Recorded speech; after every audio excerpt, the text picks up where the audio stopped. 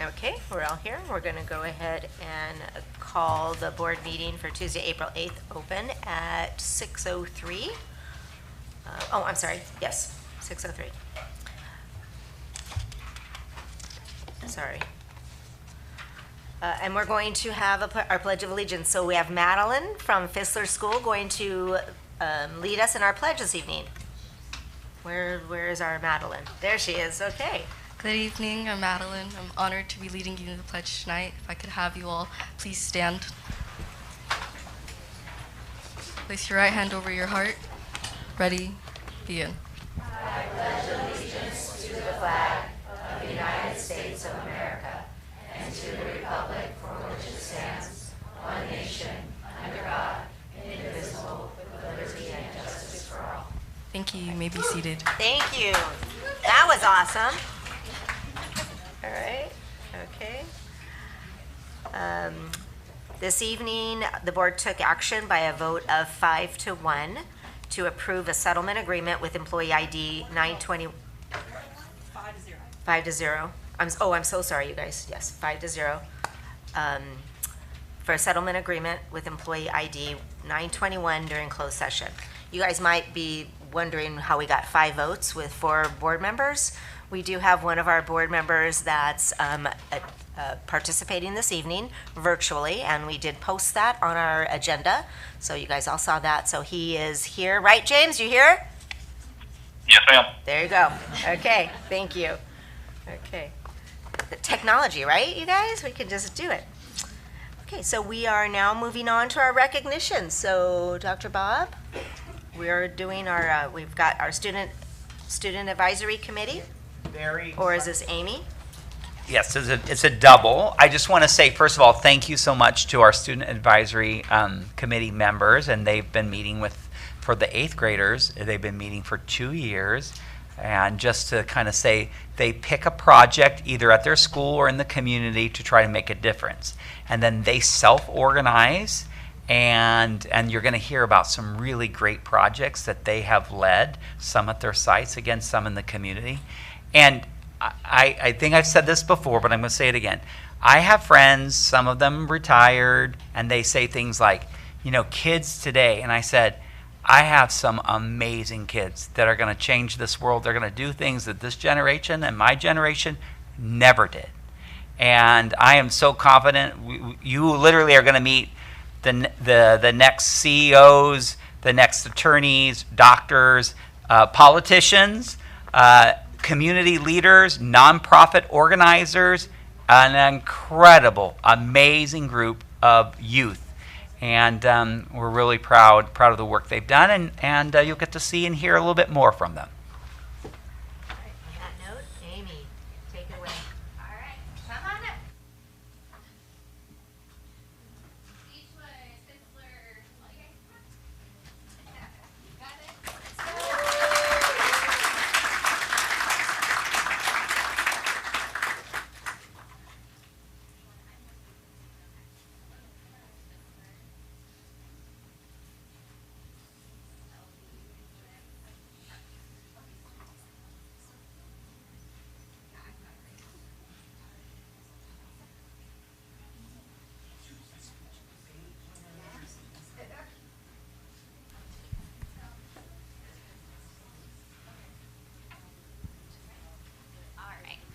Good evening, President Berryman, Board of Trustees, Superintendent Pleka, Cabinet, and guests.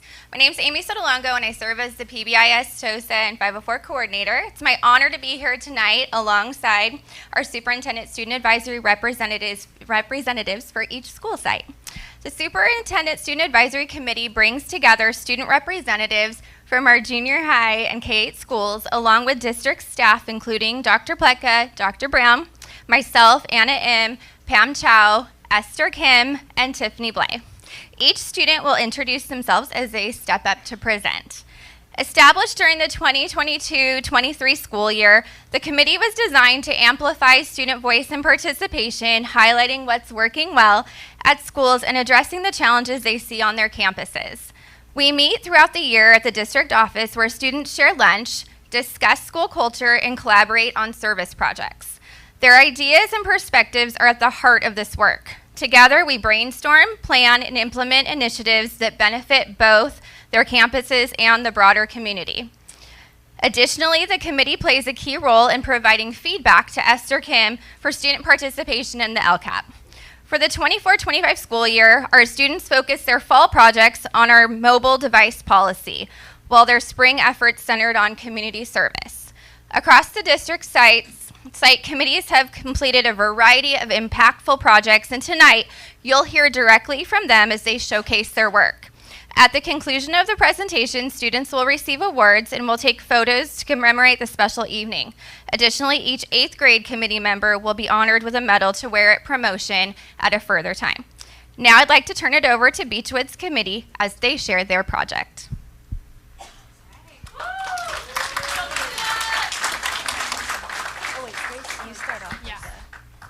Hi, my name is Grace Kim. I'm Brooklyn Lee. And I'm GC Park. We are part of Beachwood's 2024 to 2025 Student Advisory Committee. For our fall project, we were able to carry out the same message as all the other middle schools in the district. We wanted to make sure that 5th to 8th grade students were aware of the new mobile device policy. We thought that it was very important that the message was uniform throughout the school, as we wanted to inform the pros and cons of the impacts of screen time. As the pictures show, we pushed into classrooms and presented to all 5th to 8th grade students and kept our lesson engaging and ended it with a Kahoot to test the students. Of course, we ended it with some candy as prizes.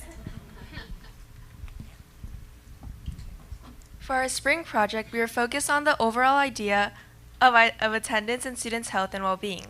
To do this, we hosted a field day on a mega SOAR day at Beachwood. Over 122 students attended K through 8. We set up multiple stations and educated students at each rotation about the benefits of physical fitness and staying healthy. We worked with our assistant principal and communicated with her throughout the planning process. This was such a fun and engaging event that one of the teachers and multiple students said that they hope to repeat this in the future.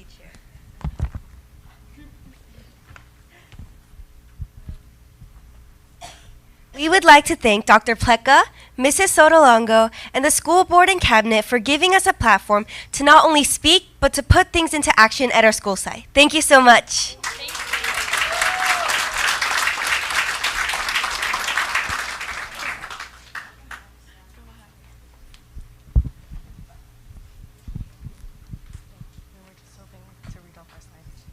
If you could move on to the next slide. If we could move on to the next slide, please. Okay. Yes. Good evening, Board of Trustees, Cabinet, and supporters from our community. I'm Madeline Montecastro, an 8th grader at Fistler School, and these are my partners, Ariana Hong and Isaac Yen. We are proud to represent our school tonight and talk to you about our 1-week challenge. So as you can see here, the 1-week challenge is a tech-free week that the entire school participated in. Our 1-week challenge consists of small events and spirit days, for example, wearing the color green on a certain day and taking a walk outside. On the right is our flyer. Next slide, please. So obviously it's a 1-week event, so you have to have an event every single day. For example, on Monday, December 9th, was to take a walk outside. On Tuesday, December 10th, you can spend time with your family. On Wednesday, December 11th, you can make a new friend and socialize. Thursday, December 12th, go to a local park. You may see someone different or new. Friday, December 13th, play a board game. Ultimately, we wanted our students to lower their screen time, but along the way, we wanted to improve their mental and social health. By improving and starting new connections, we were hoping for our students to realize how important it was to get off our screens. To execute this project, we contacted the help of many different people, like our ASB leadership team, our counselor, principal, and other school staff members, and even our peers. Everyone had a role in this project. So before even starting this project, we had to do some research, and we found out people use their phones a lot. So as you can see, globally, about 86% use their phones daily, and device usage is 4 hours on average. Middle school, which our committee members are on, 97% of them use their phones daily. Device usage is 7.5 hours per day. In elementary school, 42 own phones by age of 10. In high school, 97% use their phones daily, and device usage is 8.5 hours on average per day. To help our students, we wanted to encourage them to get off their phones and show them that being face-to-face with other people is better than always looking at blue light in your screen. As you can see here, this is the result of the challenge's success. Our 1 week challenge consisted of events and spirit days, and we had many people input photos of their participation. Thank you for listening to our presentation.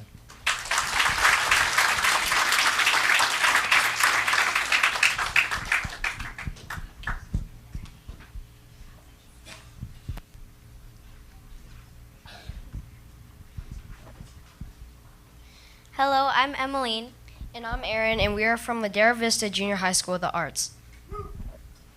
For our spring project, we chose to collect donations of clothes, books, and school supplies and give them to local charities to replace some of the many things that were lost during the Los Angeles fires. We partnered with our school's admin and students in ASB and National Junior Honor Society to execute this project. The donations and volunteer service of our fellow classmates was vital during the time. Next slide. And next.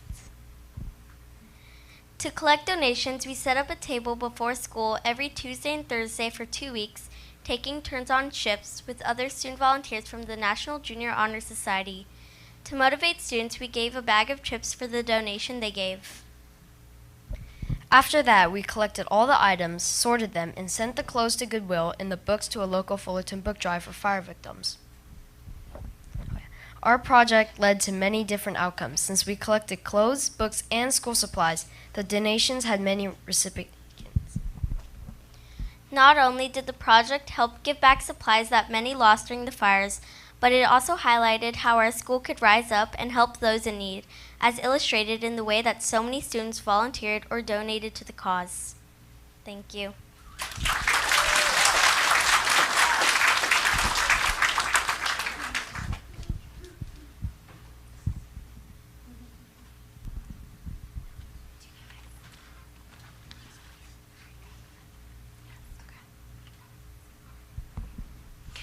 Good evening, distinguished board members. I hope you're all doing well.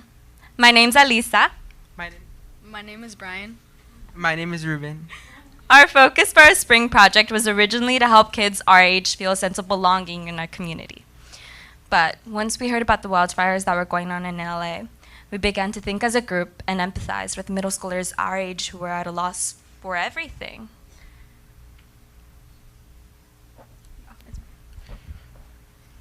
So for our project, we wanted to give back to the LA fire victims and give them at least a little bit of what they lost back. So our idea for this project was to host a donation drive where any middle schoolers our age in our school can donate toiletries. But we made sure the word was out there by going to advisory classes and giving presentations about the donation drive. And we also asked Mr. V to talk about it during the morning announcements. Today, each student will be sharing their successes on the project. We are thrilled to announce that our team successfully raised over 250 toiletry items donated by generous peers and staff members. This success was made possible through Love-Based and YMCA Los Angeles, two organizations that helped contribute to our impact. We are grateful for the support and donations we received from our community, as well as the opportunity to be able to contribute to a meaningful cause. In the end, we made a meaningful impact in not just our community, but in others that needed it more than us. Thank you so much for giving us the opportunity to give back to the community who gave so much to us.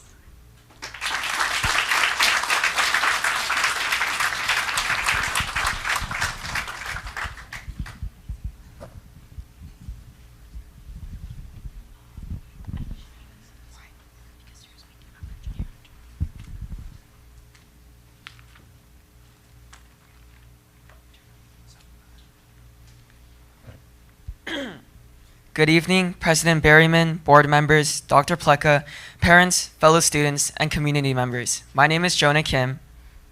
My name is Sabrina Samanon. And my name is Whammy Winters. And we are the Parks Panthers. For our spring project, we chose to host a hygiene drive. From there, we gathered a group of volunteers from our school to assemble our donations into care packages. But while our original mission was to cater these to children in need, our school showed an abundance of support by donating so many items that we were able to create care packages with a variety of themes for different ages and situations as well. But why did we choose this for our project? Well, there are an estimated 27,000 homeless and housing insecure youth between 12 to 24 in Orange County. These people not only struggle with having no secure shelter, but also with not having basic hygiene products. As Student Advisory Committee members, we recognized how important it is to combat issues like this, especially when it's affecting our local community. So we use this opportunity to assist the underprivileged, ultimately making a positive difference in Orange County and personally encouraging our school to advocate for change and take action.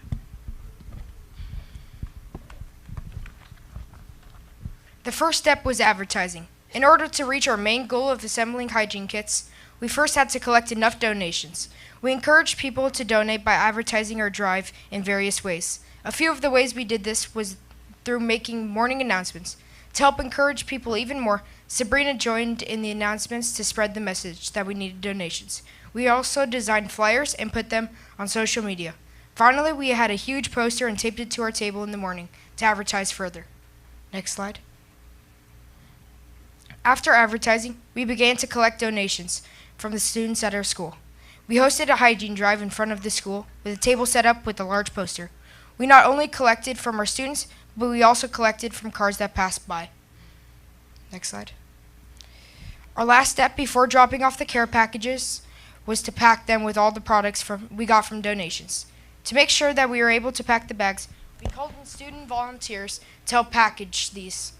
Next, we got a list of items to include in our shopping list. Lastly, before the packages were sent, we made cards and placed them inside the care packages. Next slide. Next slide. Here are some of the pictures of the process and a video of us dropping off the care packages at the Orange County Rescue Mission.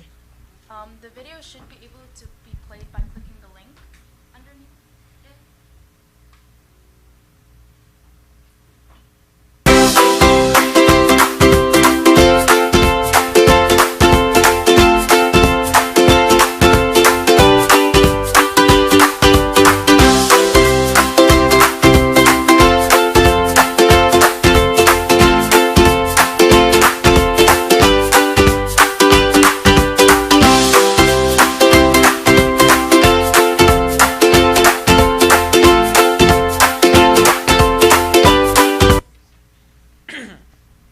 Now, the outcome of our project. The outcome of the project was a clear success and exceeded expectations.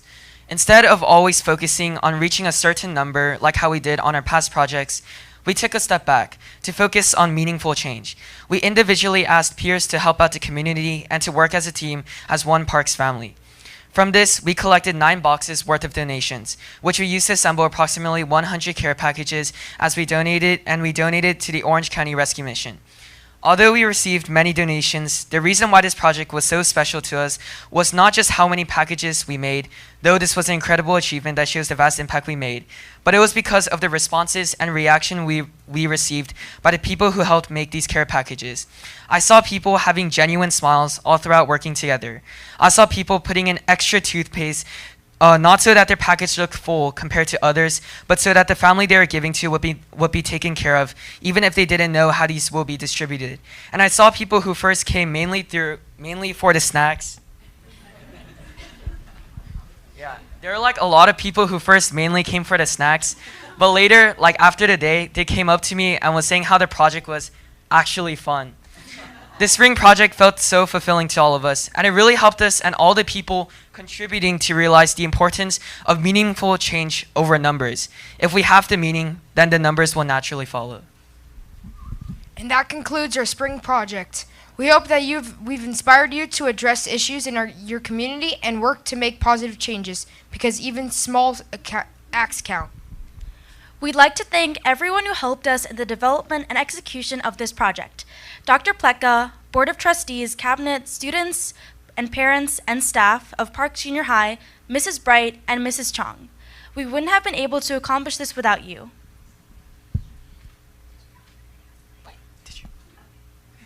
Oh, okay. Finally, we are all incredibly grateful to serve as members on the Superintendent Student Advisory Committee. We've learned so much from our fellow student members and developed crucial skills and values from this opportunity. So once again, thank you all, and we hope you have a great rest of your evening. But we do have one more video to be played. Yes.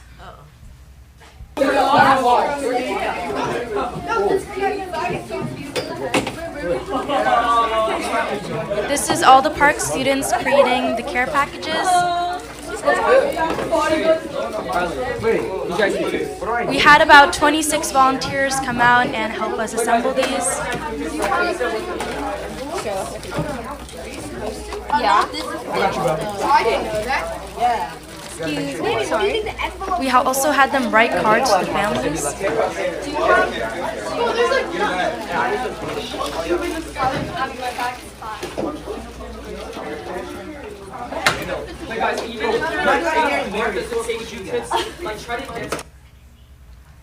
Thank you so much. Now we're going to come up here and take a picture. All right.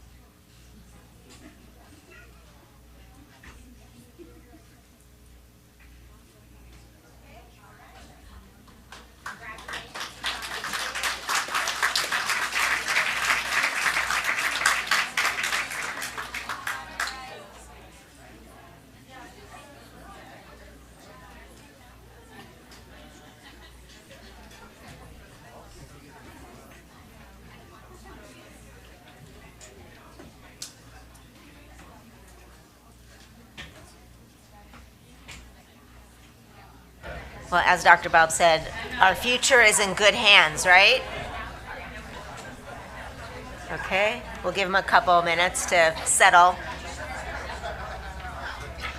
Thank you again, students. We're so proud of you guys having student voice.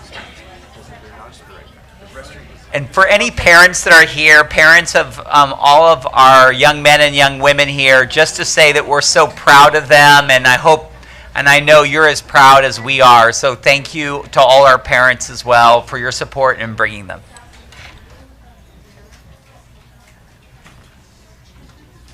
Okay.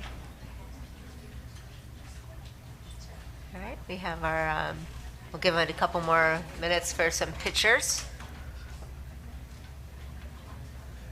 And for those of you that are working on the Maple Civic Pathways presentation, make your way up while we wait for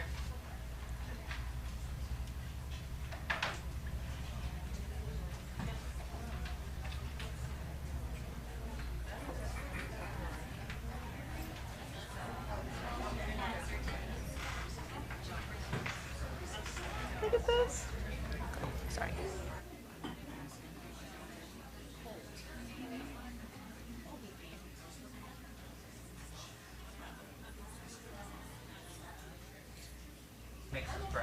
All right, Emily, or is this Emily McDougall? Where is Emily? Oh, there she is.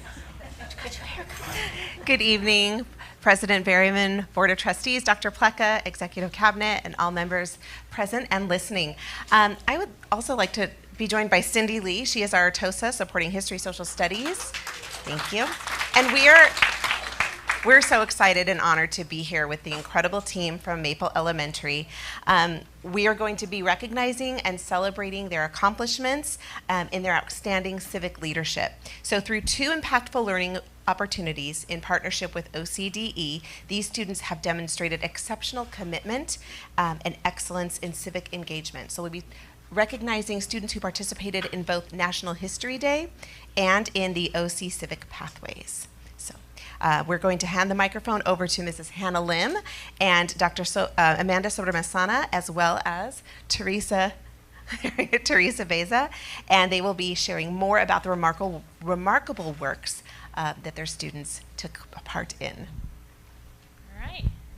National History Day is a nationwide academic program that encourages students to conduct original research on historical topics and present their findings through creative formats. Through their participation, our students built strong research, critical thinking, and presentation skills, and even had the opportunity to present at OCDE and advance to the state level. We're so proud of their dedication and accomplishments. All right, students, so we have some amazing certificates for you guys, just a small recognition. And so when we call your name over, Mrs. Bays is going to call your name over, go ahead and grab your certificates and then remain standing until the very end. Okay. We had one team who made a podcast on women's rights. Representing her team is Daphne Villamil.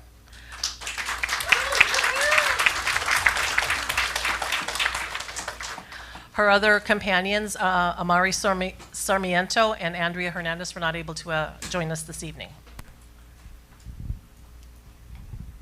Oh, there was more. Wait, I'm sorry. And then we had a poster that was about the effects of World War II and 9/11, and those were presented by Janae Lopez and Damien Valdivia. And they advanced to the state level with that one.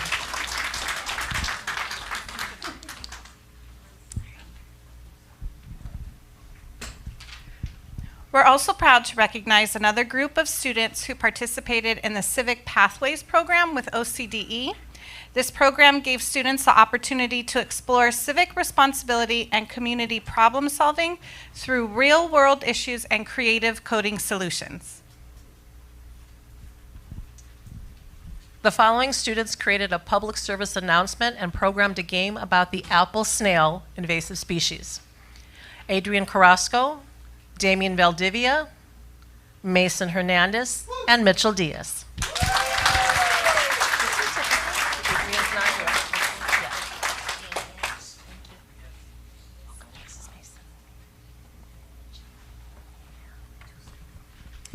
Another team created a similar PSA and game focusing on an invasive species in general. Representing his team is Ethan Turuk and Ella Chavoya.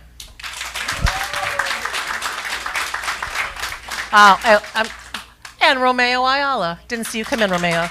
And one more team member not with us is Caleb Zamora.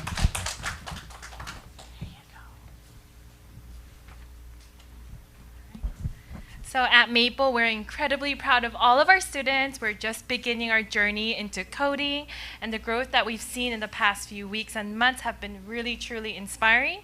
You have learned so much, not only about coding, but about collaboration, problem solving, critical thinking, and making a positive impact in our community.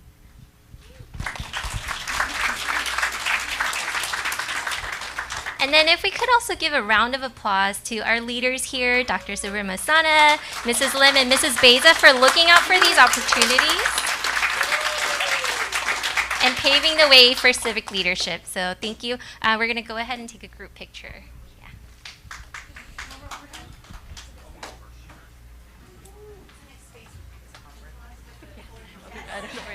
I don't want to turn it off.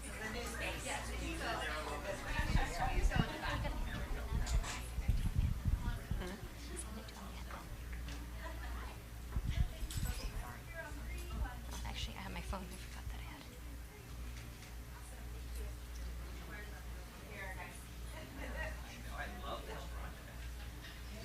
it. Don't forget your cupcake.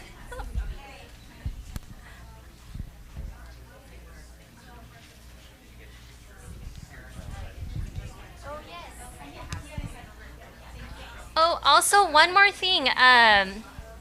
Real quick, students, you guys want to hold this real quick? Mrs. Lim printed out their projects. They coded some games, some websites, Bookit, PSA. So if you're interested, go ahead and scan that to check that out.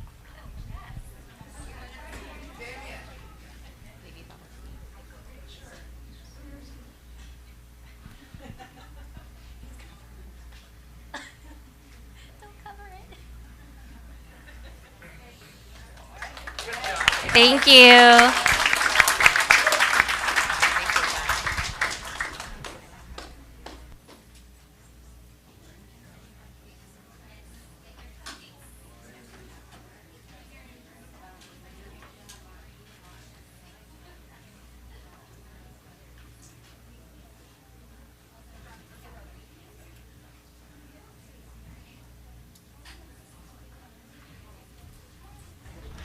These are our favorite meetings, when we can have students here and recognizing all the great work and all the innovative things that they're doing. Again, it gives you hope, right? That our world is in a good place with students like this. And just to connect it back to one of our board goals. So the board, this idea of student participation, student voice, student involvement in the sorts of decisions that they're affected by. And so you see that a theme with our junior high and now with Maple. So just to say, this is very much in line with the vision. And so to all our staff and our parents and our kids, thank you so much. Okay. All right, we're going back to our agenda. And next thing, we've got our reports for this evening. So we will start our evening with our superintendent's report. I know we have a few items, so I'm just one big shout out. So it was a real pleasure to go to the hockey tournament this weekend, and a big shout out to everybody who was a part of that. We had, for sure, teachers and coaches. We had principals. In fact, I think Debbie, the Orangethorpe principal, was actually the hockey coach, and somebody said that she played hockey. Am I Chad? Is that? Yes, she played hockey when she was going to school herself.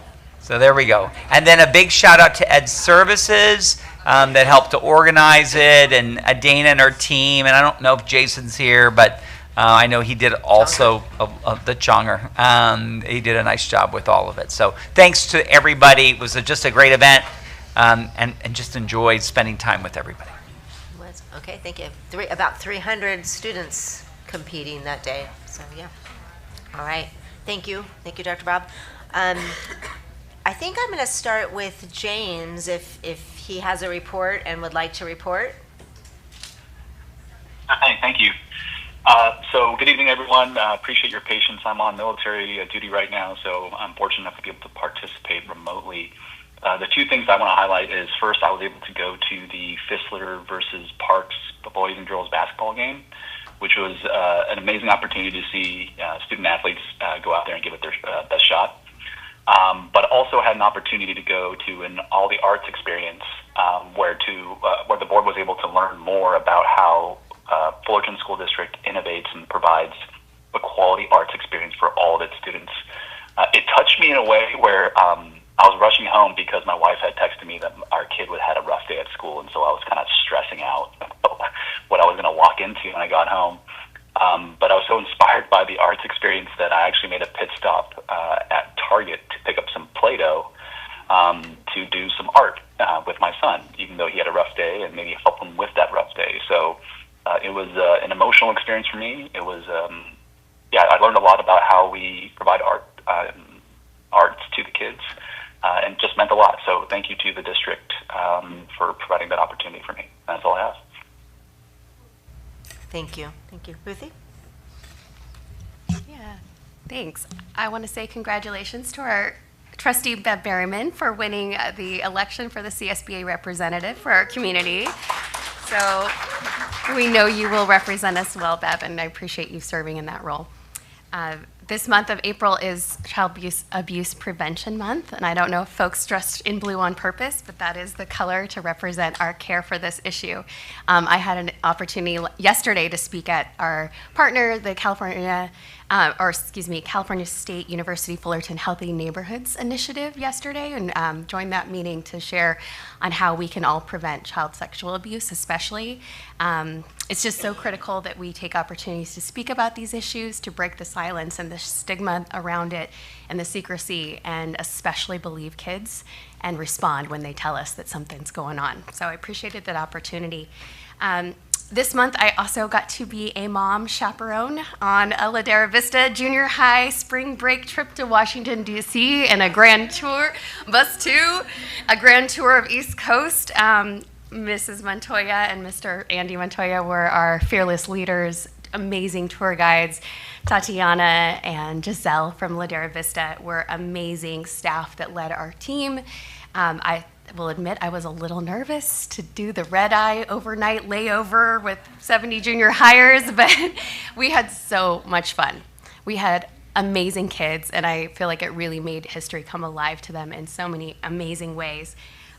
We visited the Holocaust Museum, the African American History Museum, and the Smithsonian's, so many memorials, and I think I've been there before many times, but Taylor Swift, it hit differently, hit different this time being there. And it was a strange juxtaposition to be in Washington, D.C. with 70 eighth graders while the Department of Education was being dismantled the very day we were there. The smallest department of our federal government and the people with expertise and experience of protecting the right to education were dismissed that day. And it was a hard thing. And, I was constantly reminded while I was there of just the particularly conscious on this trip of the long struggle towards justice and inclusion, and particularly the fragility of our democracy. We visited Gettysburg. I realized I've been saying it wrong all this time. So we went to Gettysburg, where 60,000 men died for the purpose of keeping our nation united and abolishing slavery. And 2 days later, we were at Lincoln Memorial in this giant, amazing space where his Gettysburg Address is written on the giant walls.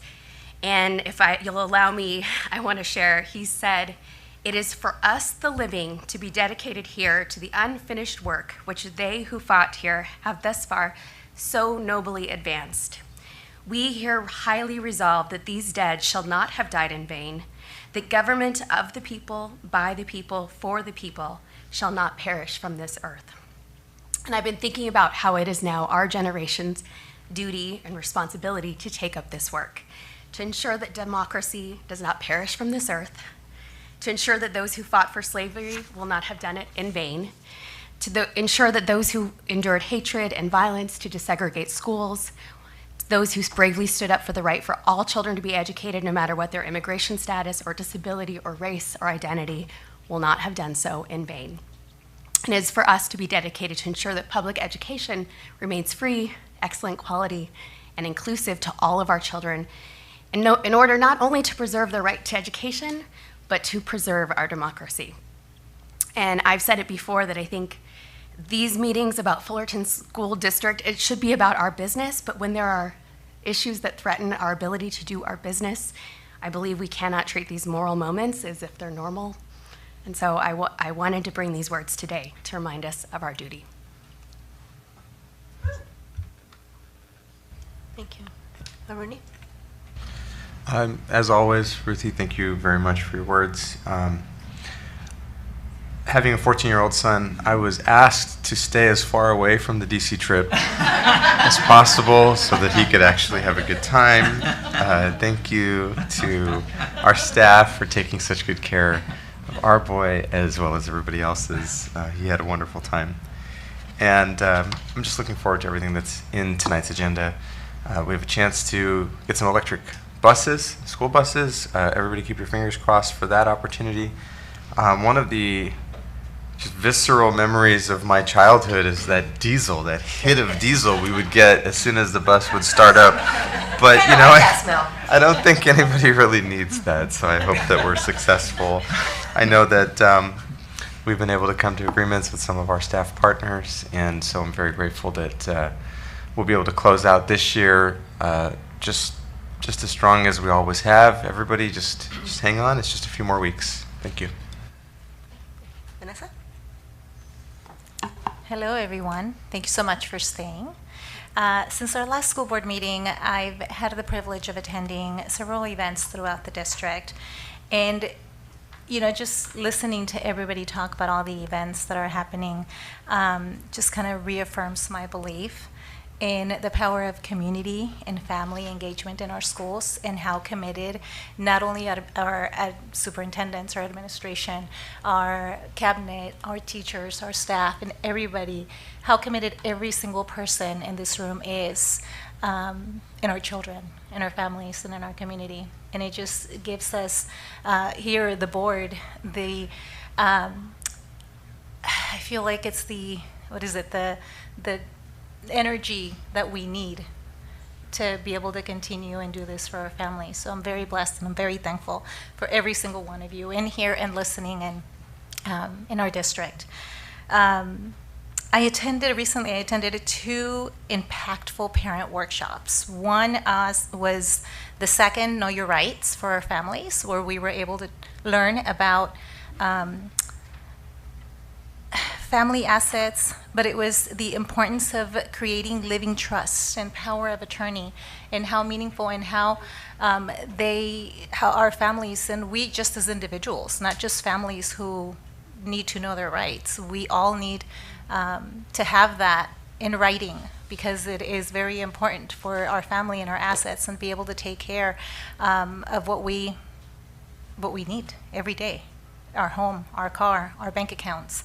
And sometimes we don't think of it, and we say we'll do it later, but later something could happen, and we need to make sure that our most valued treasures, which, you know, in most cases are our children, are taken care of, and all that is in writing, and we specifically state what is going to happen to our children, and whatever it is that we own, so that they are taken care of. This was at Nicholas Junior High, and I also attended a parent workshop for our Korean families at Parks Junior High, and I was left at awe because the turnout, this room, and now I understand why you need that gym. You definitely need that gym. That was almost standing room only, because we have a ton of parents. Again, it was very heartwarming to see families so engaged and so eager to learn about the process, especially our Korean families, because they've learned, they've had their education in another country. And so to come over here and to learn about the process that we here do at FSD, and the process of their children, and how important it is. One of the things that I personally learned about in this workshop was the need and want of a lot of our Asian families to put their children in GATE classes, when really, you know, honors, GATE, and how much we push our children to study and to do well, and it's fantastic that we do this, and it's amazing, but we also have to put limits on ourselves as parents to know that our children are going to be doing fantastic and great, and that our teachers and our counselors and our administrators know exactly what they're doing when they're telling our children, this is the best class for you, based on what I know that you're learning, and based on your grades, and to just, you know, leave it up to them to do the work, and tell us parents, because they know best, of course, they're there with their children, to leave it up for us to loosen up a little bit, and leave it up to them to tell us where they feel our children will thrive and achieve in an easier and better way. I also attended Richmond Elementary's open house, and it was a total success. I want to thank Principal Rojas and Ms. Ramos from the preschool program for the invitation, but also seeing all the students' projects and experiencing the parent turnout was really uplifting. I mean, I was seeing Picasso paintings all around the classroom. It was just amazing. I'm very proud of their work, and I'm sure all of their parents there who were so excited to see them. And then, you know, what can I say? The hockey tournament. Congratulations, Beachwood Elementary. It was amazing. All the parents, all the students cheering. So I want to thank every single person who was there. supporting their children, our children, supporting each other. What was it, Ducks Core? What was it? I think I wrote it down. The Anaheim Ducks, the Ducks Score Program. And last but not least, the Fullerton Education Department, who donated $30,000 for this to be able to happen. Thank you so much. And I think that's it. Right. Thank you. Thank you. I'll try and be quick. I have some important, some things to report. It is open house season, so I know all of the people in here are feeling like, okay, I can sit down right now, but I know the rest of this school year, we wait till the end of the school year, right? And then it's bam, bam, bam, we got all the open houses. So thank you for all of your time and effort in making those very special for our families. It is a very festive environment when you go on to open houses. It's always fun to watch the children explain to their parents or their families what's going on. And I always feel bad because I'm sometimes like a creeper, because I like to follow kids around and listen to what they're saying, and I don't want to go stranger danger. So I have to remember to wear my badge and say, oh no, I really am okay. But that's always the fun thing, is to follow them around, just see the excitement. So batten up the hatches, because there's way more coming. I do want to also add the fact that, one of our board goals is to welcome and engage our families, and our parent workshops and all of the hard work that's been going into all of those, whether they're in Spanish or in Korean or in English, whether it's on immigration or, performance, what have you. It's just so important to our families, and it's so appreciated from us up here, because that does not go easy, and that takes a lot of time, right? Everything that you guys are doing as our staff right now, we really truly appreciate it, but it is so important for our families. So we really are happy and thankful that we're doing those. I think our families are feeling comfort. Our families are feeling like they're getting information, even though sometimes they don't want to hear it all, but I think they're very thankful that they're getting it. I want to thank all of our staff and principals for being out there and supporting our local nonprofits by attending the golf tournament. So the Fullerton Education Foundation had their golf tournament yesterday and their dinner last night, and that was all to raise money for teacher grants and for $30,000 for the hockey tournament. And that foundation does very, very good work. So thank you guys for being there. Thank you for being at the National Giving Alliance luncheon. That's hard to do in the middle of the day, but that's an organization that helps clothe our children and families. And so that's important. So thank you for making the time as a district, as principals, to be there and to support those agencies and those organizations. It means a lot. As James had said, we were able to get a bird's eye view on our art programs and really get in there and feel them by making some clay, what do we make, like little baskets or what have you. Mine was an Easter wall sconce, because I'm a twofer, right? I'm going to get an Easter present out of that. But it helped me as a board member really see what our art programs are. I've been here for a bit. Arts has been very, very important to this board, to this district, to this community. And even when we were cutting, we never really cut the arts. We cut back, but we brought them back. Because they're so very important to our community, we want to make sure that we are supporting them, and that we're supporting it, we're infusing it into our lessons. It helped see where our Prop 28 funds, the proposition that was approved by voters said put more money into the arts. We saw where it's going. So that's our oversight, to make sure that we're seeing where that money is going. And I feel very confident and comfortable that we're not supplanting, that we're enriching, and we're really adding to that. Looking forward to tomorrow evening, and I'm sure Dr. Bob will have more to say about this, but we have our junior high K-pop competition, right? Our battle of the bands. How many students did we start out with this? Hundreds? Did we start out with a whole lot? 120, and we've dwindled it down, right, to one per school. So tomorrow night at the Source, Ed? Yeah, so each school, each of our junior highs and K-8s are fielding the team to compete in the outdoor stage at the source. In addition to partnering with professional coaches in terms of singing and dancing, we have several K-pop record labels coming out to judge the event, to give feedback to the students. And they have some cool giveaways too. I won't steal the thunder on that, but we would love for you to come out. You literally just go out to the source. It's the outdoor stage and cheer on. And in fact, you can cheer on your school. Also, kids and families, you can cheer on your school. They'll be competing. Just to say that in addition to the K-pop part, we partnered up with the Korean Education Center.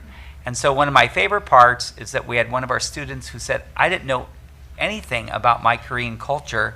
And she said by going in this education center, and they had a whole experience where they learned more about their Korean culture. That was a really kind of cool piece, and it was great. We didn't ask the child. That was just something they shared about their experience. I thought it was pretty cool too. So they're a big, important partner, and the Korean Education Center also gave us a grant towards this as well. Thank you for adding on to that. Also, it's been a busy time, as you could tell.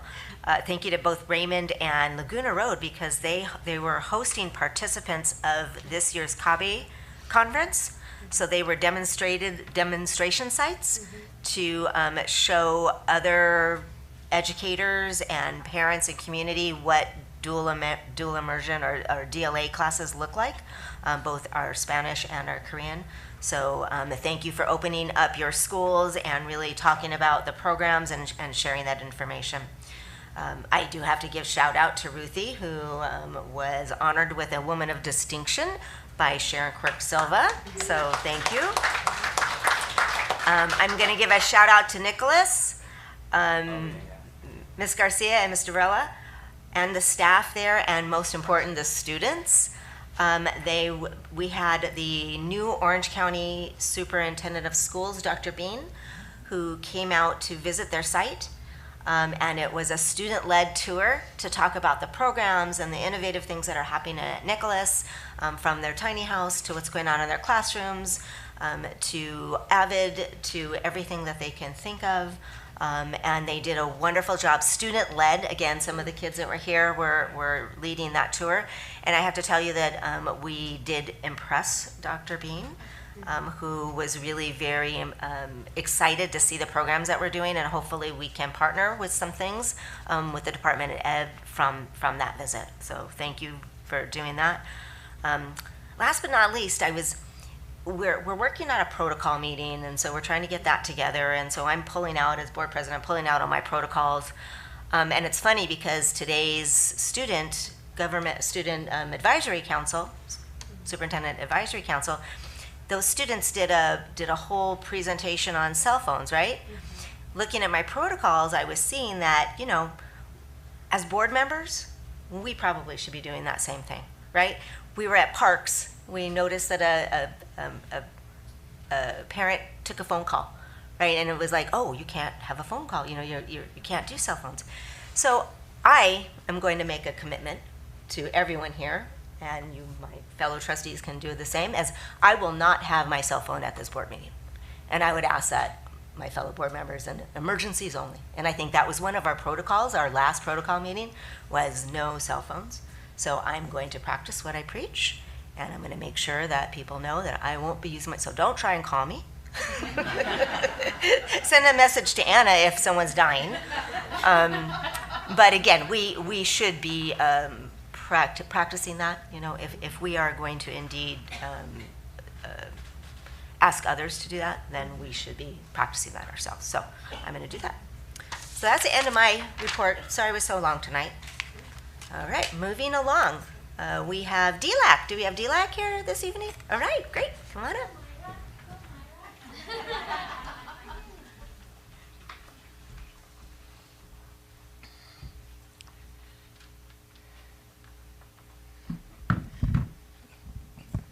Good evening, President Berryman, the school board members, executive cabinet, Superintendent Dr. Pletka, and all families are present and listening. My name is Mayra Zamora, and I'm happy to share some updates from our district English Learner Advisory Committee. We invite you to our last DLAC meeting for this academic year, which will be on Friday, April 11 at 9 a.m. at Beachwood School. As we continue to support our families during this difficult time, the last workshop of our 3-part series will be on April 23 from 8:30 to 10 a.m. at Nicholas Junior High. This workshop will connect families to local resources to help them through difficult times. Join us, please. On behalf of the DLAC committee, we thank the board members and the educational services team for their continued support to the English learners, students, their parents, and the community. Thank you and have a good night. So great to have you report. Thank you. PTA. Oh, there she is.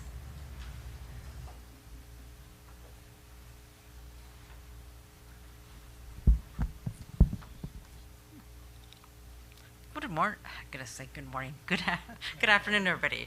It's me, Joanne Cho. I'm continuing to have the pleasure of being the president of Fullerton Council PTA. And good evening, Dr. Pletka, President Berryman, and the members of the board, and everyone else, and everyone out there. Here we are. It's April. Can you believe it? We're winding down. This is like our units are gearing up for the craziness of open houses, graduations, as we call it down here, promotions. You know, end of year festivities. I think we're going strong. I think there's carnivals. I think there's farm things. I mean, you have it all over the place. You'll see it all over the place. So many of our units are electing boards for next year, and at Fullerton Council is no different. So at this time, I'd like to announce the board for our council executive board for next year. So our new board is, you know what, our president is Joanne Cho. Wow. Okay. So, and then our I know. Our vice president is Nivi Jawar. Our secretary is Lisa Sherman. Our membership is Melissa Proctor. Historian is Kathy Fernandez. Our treasurer is Ray Gibson. Our financial reviewer is Lisa Jewell. And our parliamentarian is Olga Hart. We're truly grateful for all those who are volunteering for all the BJs for their time and their great cause. Our council membership continues to grow even now in April, guys. We are currently at 4,664 wonderful PT members across our entire Fullerton Council. We will continue to accept memberships. I always ask this every time. To the very last day of the year, so please keep them coming. Never think it's too late.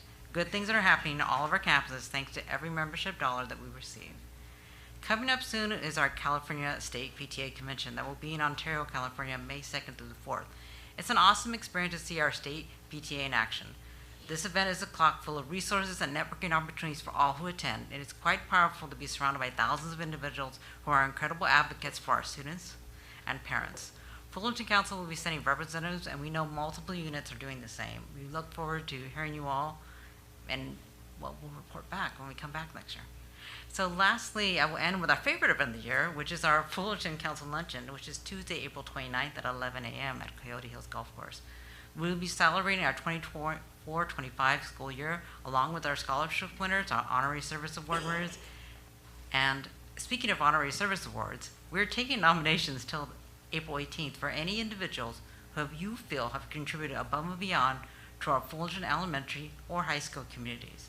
The information and the link and the nomination process can be found on our website at fullertoncouncilpta.org. Also hot off the press, we're going to have some silent auction baskets available to bid for the very first time at our council luncheon. And this is to be for our opportunity for our senior scholarships for the high school students to do that. It's going to it's the first time we're going to try it, so just come and bring a checkbook. Cash would be good too. So don't forget. So also, we'll see you all at our council luncheon, and we'll reconvene for our monthly council meetings at the start of next school year. So this will be our last one. So it's just so crazy to say that it's kind of ending for us. With that, I thank you so much for your attention, and have a wonderful rest of your evening. That concludes my report. Thank you. Thank you, Joanne. CSEA?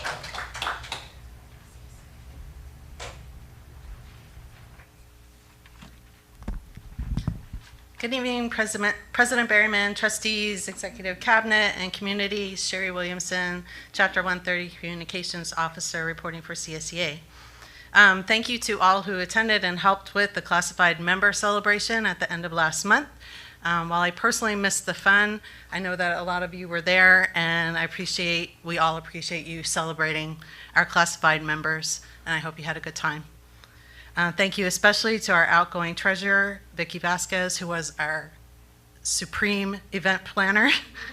At the event, CSEA Employees of the Year, Christina Escobar Velasquez and Lacey Kraft were announced. And big congratulations go to our 2 CSEA scholarship winners who are children of classified members, Diego Fonseca and Savannah Smith. This past Monday, members voted for conference delegates and 2 members of the Member Unity Program Committee. It's a committee where we tried to get more membership and also had celebrations and build a community among our members. They will be attending as our delegates, Joshua Culpepper and Tatiana Ortega.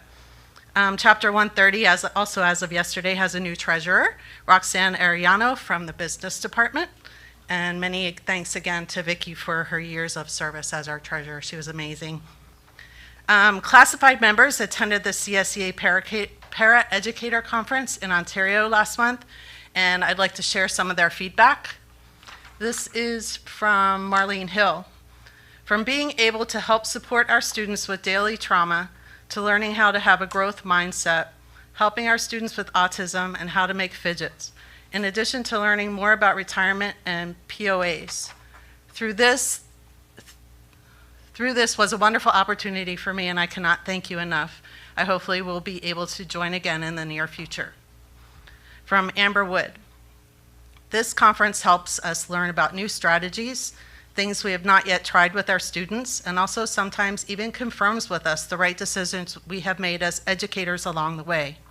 The key information I took back was how to continue to help support our students living with daily trauma, how school campuses should come together to create a support group for students in need by identifying the students right away, and how to have a growth mindset. With no doubt, I would sign up to go again, as it is an amazing opportunity. And then from Marcela Cavillo, not only did it help me gain a clearer understanding of what to do, but it also offered valuable insights and practical tips for supporting our students. Learning about communication and working with trauma-impacted kids was especially meaningful to me. It was definitely my favorite part. I'm truly grateful that both our union and district support opportunities like this, and I'd absolutely love to attend again in the future. Thank you to both the district and chapter negotiation teams. We look forward to hopefully an approved contract tonight for the next 3 years. And finally, and I don't think he's here, I'm going to cry. A heartfelt thank you to Paul Dinas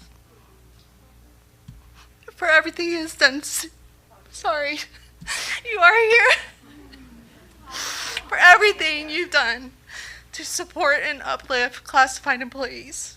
I cannot put into words the good you have infused into FSD and how immensely you will be missed. I love you. Thank you.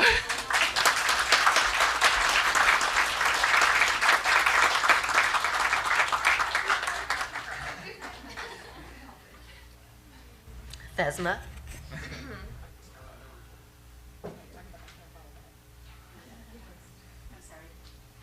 That was so touching, I skipped right over Fida. That's okay, he was worth it.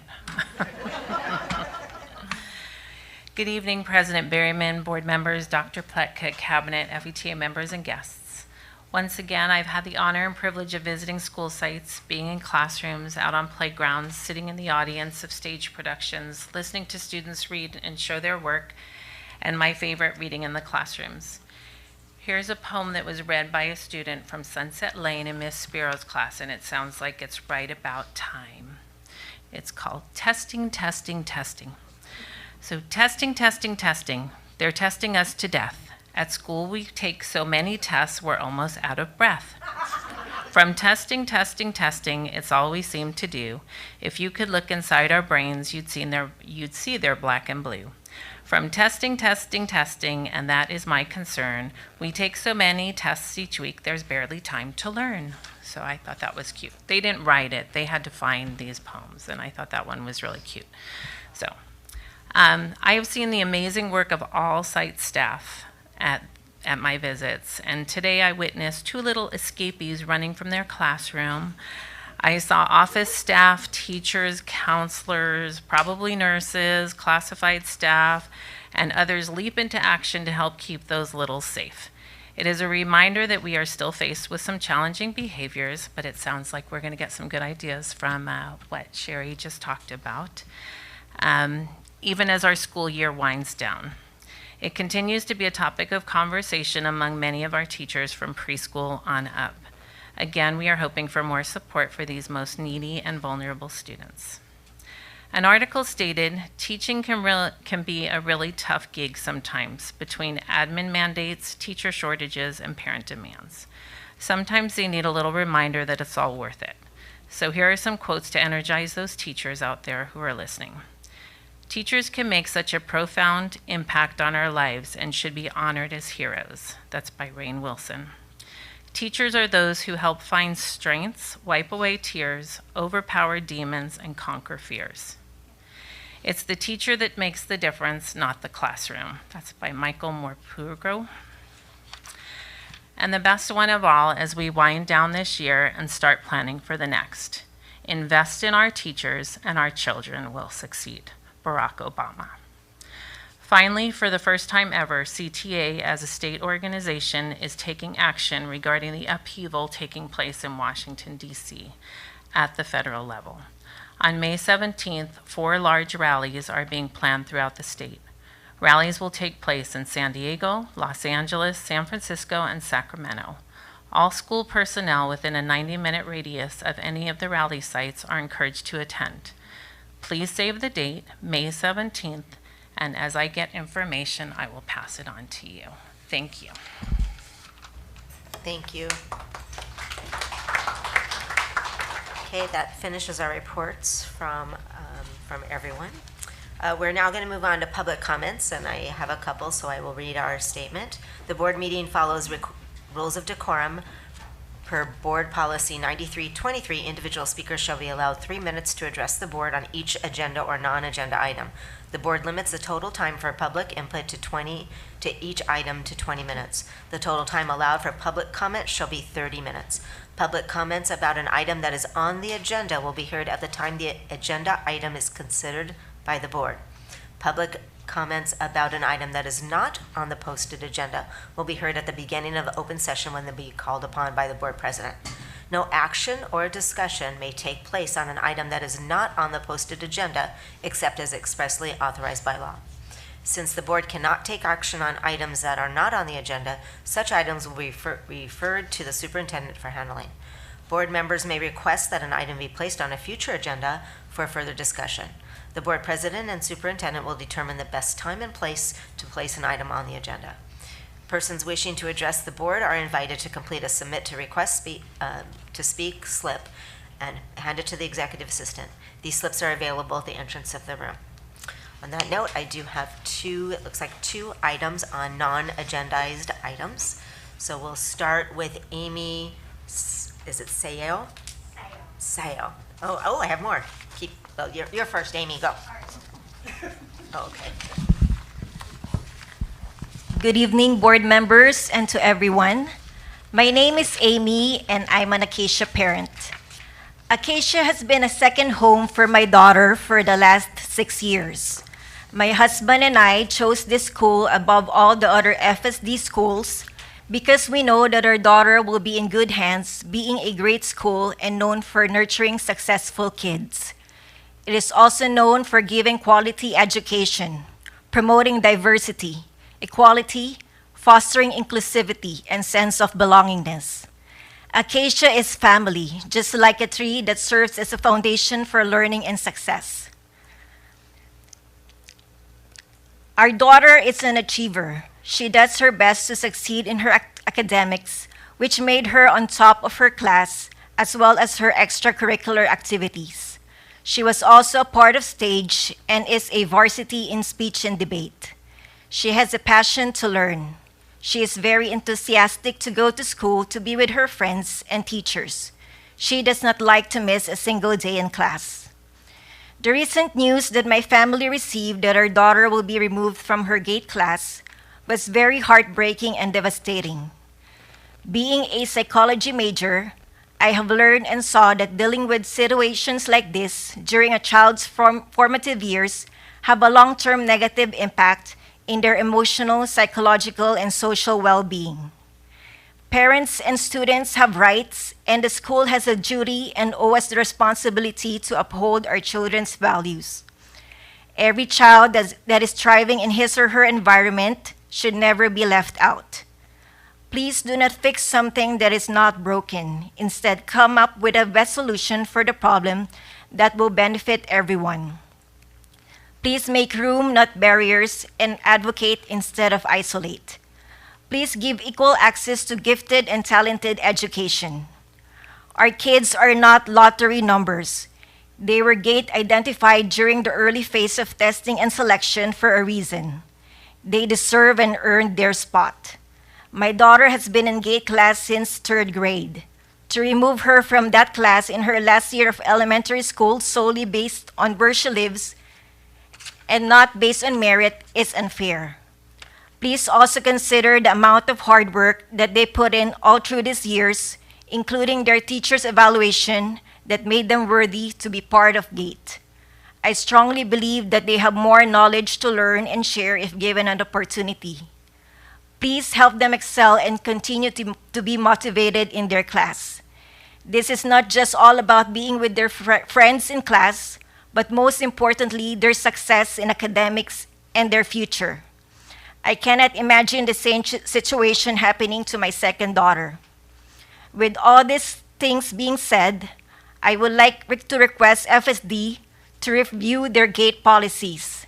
I would like to request them to keep the current GATE students in their class until they graduate regardless of their home school to make it fair for everyone. Since the school is continuously testing for more incoming GATE students up to 3 times, they should perhaps add another GATE class to accommodate the incoming GATE identified students that will just start adjusting to the new curriculum. Please give families enough time to appeal and to be notified regarding this matter in a timely manner because parents have the right to know. In this case, we were given less than 2 weeks, which made us feel anxious, abandoned, and helpless. This is something that requires life-changing decisions. You have kids too, and you only want what is best for them and will do whatever it takes to make them succeed. Please consider our kids' future above anything else. As the saying goes, the future belongs to those who believe in the beauty of their dreams, by Eleanor Roosevelt. Please make a sound judgment regarding this matter. Use your heart, have empathy, and let us all together bring back the smile on our children's faces. I hope and pray that there will be a favorable decision as soon as possible regarding this very important matter. Thank you. Thank you. Thank you. Scott North?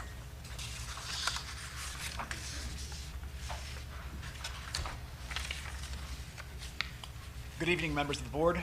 My name is Scott North, and I am an Acacia parent. I thank you for giving parents and students the platform to speak at last month's board meeting regarding the GATE program enrollment procedure. I'm sure we made the meeting a bit longer than you might have expected, so we are grateful for your time and openness. Since the last meeting, more families have come forward in support, and tonight I am advocating for families of 12 students currently impacted, for families who experienced the same hardship in the last 2 years, and for families who do not have students being displaced but believe in the importance of maintaining continuity in the GATE cohort. While we understand that discussions could not be had at the meeting given that the topic was not an agenda item, we respectfully ask for immediate attention and action on addressing the dozen students who have been randomly chosen to leave their GATE cohort. The random lottery process was not followed by the district. The process required that we notify the GATE office of our decision for which program to enroll by February 14th. However, we were not notified of the need for a lottery until March 4th. Some families shared that they were never notified that a lottery would be taking place. They only received announcements after the fact that their child would not be part of their expected GATE class for the following school year. Yet other families who could have been but were not affected by the lottery results shared that they were never notified that a lottery involving their child ever took place. Until recently, enrollment for 5th and 6th grade intra-district transfers for GATE was not as impacted, and transfer families historically maintained a place in the GATE cohort without displacing other students. What changed? Was it the new language added to the GATE Frequently Asked Questions 2024 document? Transfer families were not given advanced warning or additional messaging that due to GATE identification criteria being broadened, we should be prepared for impact to enrollment. Without some change to the current system, new GATE students going to 3rd or 4th grade are going to encounter this same experience in the next couple of years. There is a wonderful effort to identify gifted students and bring them into the GATE program, but there is less thought involved in what to do with them when there is not enough space in their GATE designated classroom. We understand that all the affected children have been offered a spot at Acacia and that no one is being denied a seat. And no one is asking that new GATE students be denied a seat at Acacia. We are asking the district to put forth effort and thought into providing a solution for the long-term GATE enrollment and capacity challenges, and also address the immediate challenge for these dozen students impacted and to not disrupt the existing cohort in the 2025-2026 school year. Thank you. Thank you. Okay, that's the end of the public comments for items that are not on the agenda. So we will move on. And I can't speak on that because it's not on the agenda. No, we're not ignoring them. Okay, approving the minutes for the March 11th meeting. Do I have a motion to approve? I'll motion to approve the minutes. I took a look and I support them. Second. Okay, there's a motion to approve the minutes from the March 11th meeting, and there's a second. Now, I want to make sure I can hear James vote, so we can either do roll call or make sure I can hear him. So all those in favor say aye. Aye. Aye. There we go. Oh, I can hear you, boy. Okay. We might not need a roll call. Okay. Do I have a motion to approve tonight's agenda? The agenda itself, not anything on there, but just approving the agenda. So moved. Second. Okay, there's been a motion to approve the agenda and a second. Any discussion? All those in favor say aye. Aye. Aye. Aye.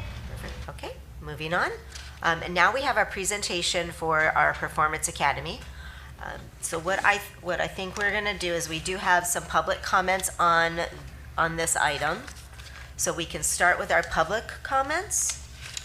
And then what I will ask is that we have Dr. Brown will be doing the presentation, right? We'll go through the presentation and then we'll come back with questions and answers. So I'll remind that people after that. So we will go ahead and we'll do public comments for this agendaized item now. All right, so we're going to start with Alan Stone. You were the first one, sorry, Alan. That's okay. I got big shoulders, I can handle it. Good evening, Board of Trustees, administrators, and educators. Thank you for your time and allowing me to speak. My name is Alan Stone. I'm from Long Beach, California. My son Wyatt Stone is a GATE student in 6th grade at Rolling Hills.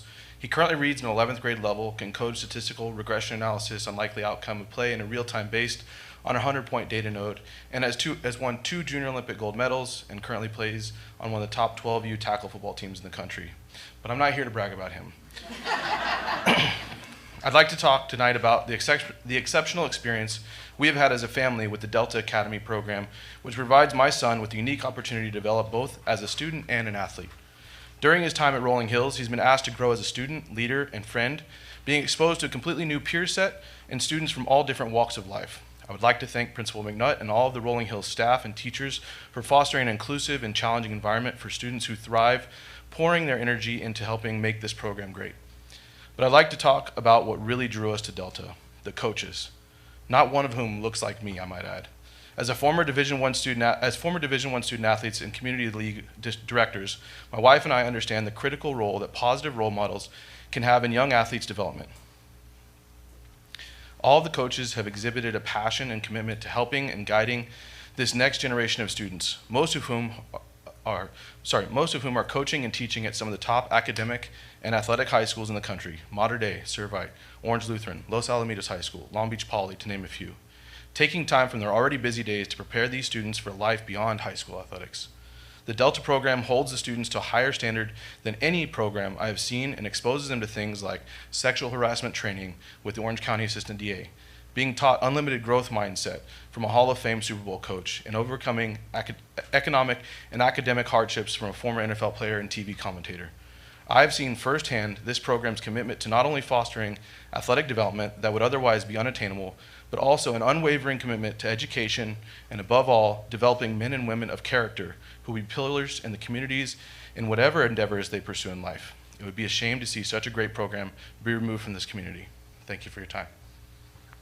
Thank you. Kelly, is it Lai? Kelly? Lee, sorry.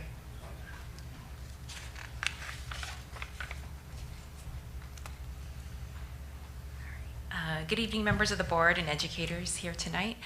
Thank you for the opportunity to speak tonight. My name is Kelly, and I'm the parent of a 6th grade student in the Delta Academy. Friends with Wyatt. We chose to leave our home district, where my son excelled both academically, socially, athletically, behaviorally, to join the Performance Academy specifically for Delta. Delta's comprehensive approach to supporting student athletes in achieving success, both academically and athletically, is truly exceptional. The program's professional and dedicated coaching staff holds students to high standards in academics, athletics, and personal growth while maintaining a positive, safe, and encouraging environment at Parks Junior High. My son has benefited from tailored workouts, quarterly progress assessments, and an emphasis on balancing athletic and academic excellence and growth. Delta promotes proper and professional behavior by fostering a culture of respect and responsibility that extends way beyond sports. Some of these included lessons on internet safety, responsible social media use, respectful behavior, and effective communication skills. Delta has created an environment that helps build confident, focused, and engaged individuals, which makes it such a strong and well-balanced program to be on campus at Parks. Additionally, Delta fosters a sense of community by bringing together like-minded student athletes at Parks Junior High and Rolling Hills, especially for students who are new to the district and have transferred specifically for the Performance Academy. The pride these students feel in being part of this program is a testament to its impact. Thank you for your time and for supporting Delta and its meaningful difference in our student athletes' lives. Thank you. Thank you. Crystal Silva? Thanks for the opportunity to speak. I don't have prepared remarks. This is my first time at a board meeting. It's been exceptional to see our elected officials and our process in action and hear so many great things about our Fullerton School District. What I came here to say really from the heart is my daughter, Eliana Holloway, is a student at Laguna Road. She's in 6th grade. She is the only student who's participating in the FSD program outside of the assigned school program, and the reason is because she's a GATE student. She's in a cohort of very high achieving, academically oriented students who spend significant time, money, and effort in tutoring, in speech, playing instrument, all of the well-rounded academic activities, and she has dabbled in all of that, but her true passion is sports. She is one of 2 girls in the Delta program. She's a softball player. She's the smallest girl on the softball field, the scrappiest, huge heart, very competitive, and just having the experience for her of being able to pursue her academic passion while being able to compete and develop her athletic prowess at a very high level, and to keep up with the guys, the football players. She brags when she beats the guys in the sprints up the hill. She's relentless. And for us, the experience of having her be able to pursue that at school so that it's integrated into the academic programming has really made the difference in terms of her feeling validated. She has experienced a little bit of bullying around sports with kids who are so focused on academics and who question her ability because she's small, like you can't do 40 push-ups. Well, she can do 50 push-ups without skipping a beat. So just the experience of having the academic and the sports integrated into the school has really validated her identity. And so I just want to say thank you to FSD for promoting the sports program and for having the opportunity to have the programming integrated with the school environment. Thank you. Thank you. You did great. Okay, J.R. Rodriguez. Yes, thank you for the opportunity. I didn't prepare anything either, but I just wanted to sit here and come talk to you guys about my personal experience with the Delta program. My son is in 8th grade over at Parks Junior High. And I personally have been involved with different organizations, from a professional athlete to an amateur coach. And I've seen firsthand how organizations can be ran well, and I've always seen the opposite, where they're not ran so well. And I also have other friends of mine who have their kids in programs similar to Delta. And at the beginning, there was a lot of uncertainty. There was a lot of not knowing what was going to happen. But I got to tell you, from hearing what the other parents are telling me, I am so proud and glad that I chose Delta 100%. My son is thriving. I've seen him just grow, not only as an athlete, but a young man. The things that they put in front of them, and teaching the young women and boys to not just be athletes, but to be better people in the community, to have accountability, and make sure you're doing the right things. You know, so that was very important to me, and I'm glad to be part of the program. Everybody from the top to the bottom has been professional. They've done what they said they were going to do from day one, and there's a lot to say about that in this type of atmosphere. The coaches are top notch, our kids are excelling, and I feel that Parks should be proud to have Delta attached to their school. Thank you for your time. Thank you. Rob Castro.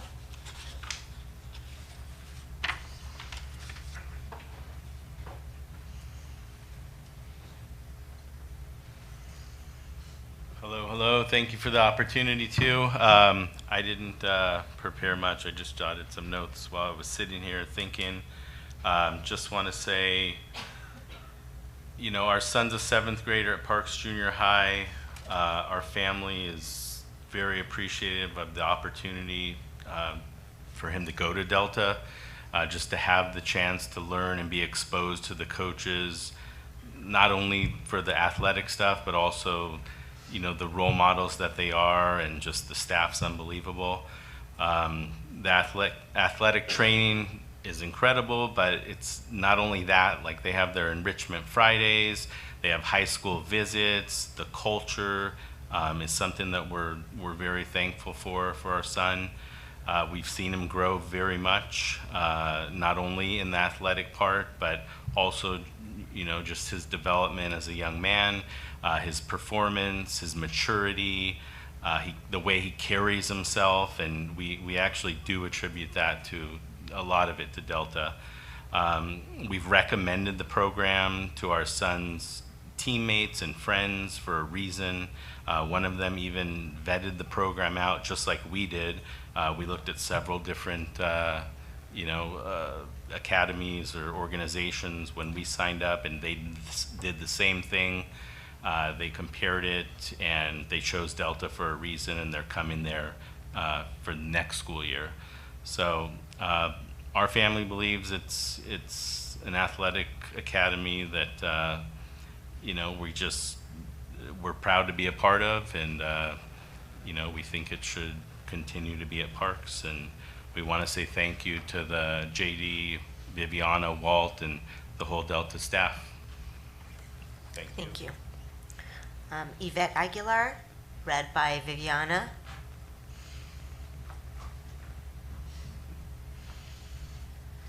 Good evening, everyone. Thank you for allowing us to be here tonight. A little bit emotional hearing all the parents and their feedback, so thank you too. Ms. Aguilar was not able to make it today and asked me if I can read her statement. And she says, the Delta program has been nothing short of transformative for our son. It has provided him with the structure, the mentorship, and the resources necessary to pursue his dreams of playing at the next level. More importantly, to become a well-rounded, goal-driven young man. Through Delta, he has developed leadership skills, learned how to overcome challenges, embrace the discipline required to set and achieve meaningful goals, both beyond, on and off the field. One of the most profound impacts we've seen in is his academics. The consistency and accountability instilled through the Delta program have significantly improved his study habits, resulting in a steady, impressive GPA over the past year. This kind of academic growth, paired with character development and athletic guidance, is rare, and it's clear that Delta is the reason behind it. We strongly advocate for the continuation of the Delta program. Its comprehensive approach is building not just better athletes, but better students, better leaders, and ultimately better people. Programs like this one are essential to the success of our youth and our families, living proof of its impact. Thank you, the Aguilars. Thank you. Okay, I believe that's the end of our public comments on this item. I don't have any more over there. So on that note, I want to thank Dr. Bob, Dr. Brown, everyone who's been involved in putting this presentation together. I know that there were a lot of hours, a lot of questions that have been asked, a lot of research that has to be done, a lot of calls, a lot of lawyers, a lot of everybody that's been involved. So I appreciate all the time and effort that you guys have put into this already. And so we'll go ahead and have you go up, make your presentation. And if I could ask that we have them do the presentation first, and then we'll do questions and comments at the end. James, you're still there and you're hearing this, right? Yeah. Okay. All right. I just want to make sure, because I know it's really hard when you're listening, doing virtual, and then questions coming in, and so I want to make sure that we're all very, that he can hear everything and stays involved. All right. Thank you.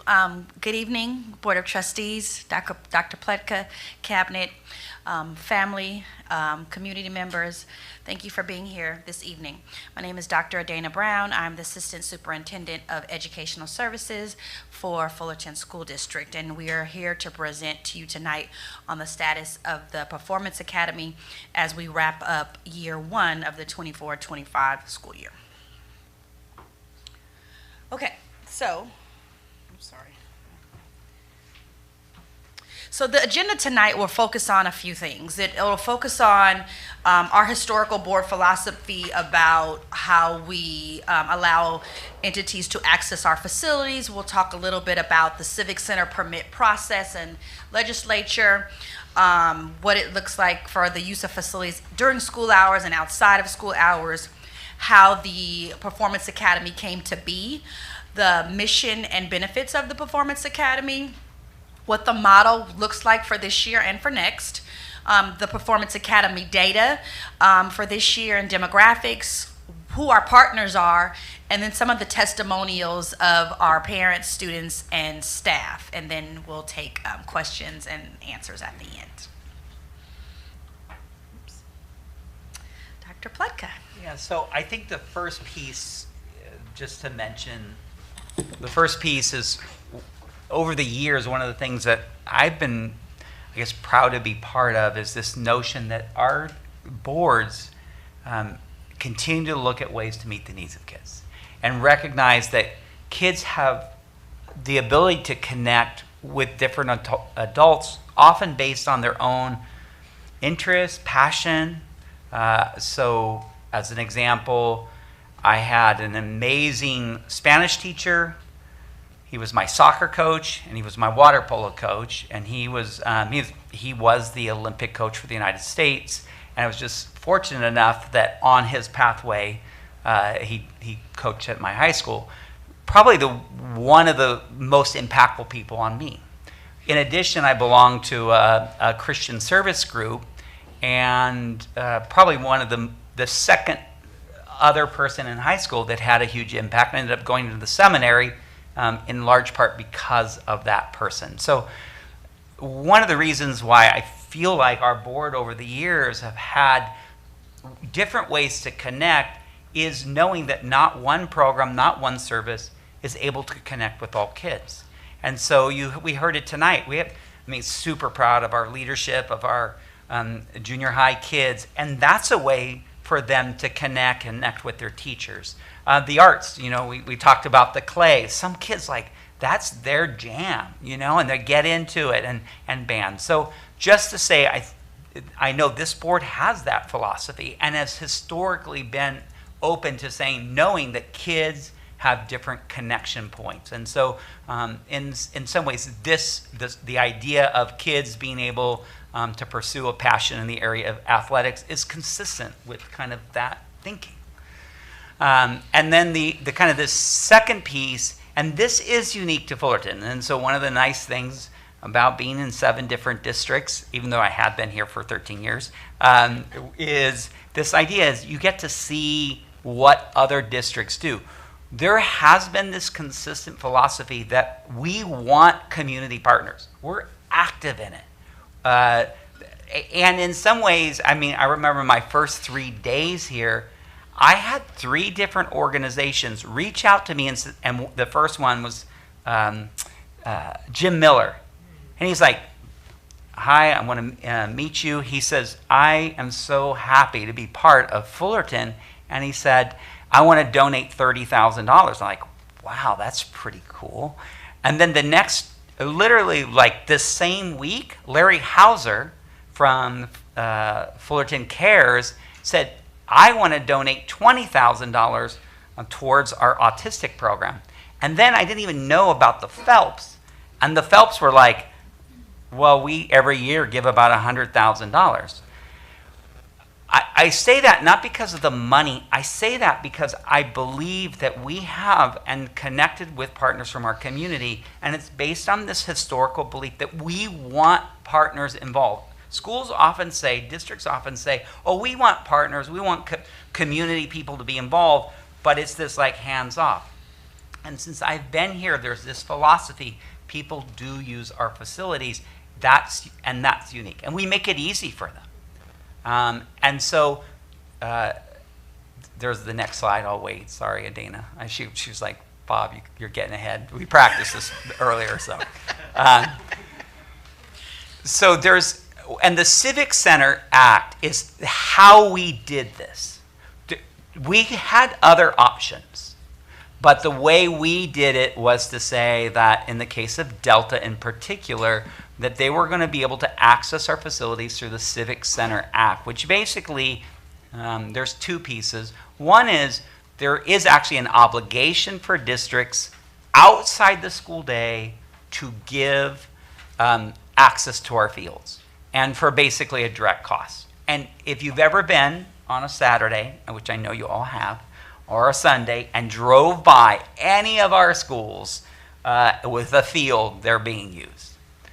And so there's this, so that's how we did it. We utilized the Civic Center Act, and there's been a basic philosophy that we have an abundance of facilities, not a scarcity. And so over the years, while we have sometimes our lighted fields, you talk about tough competition, you know, the different groups that want it, and we have standard operating procedures for priorities. But generally speaking, any group that's a nonprofit that wants to utilize our facilities outside the school day has access, and we work to try to give them. In addition to that, during the school day, which I think is the next slide. Is it clicking here? She's clicking. That's right.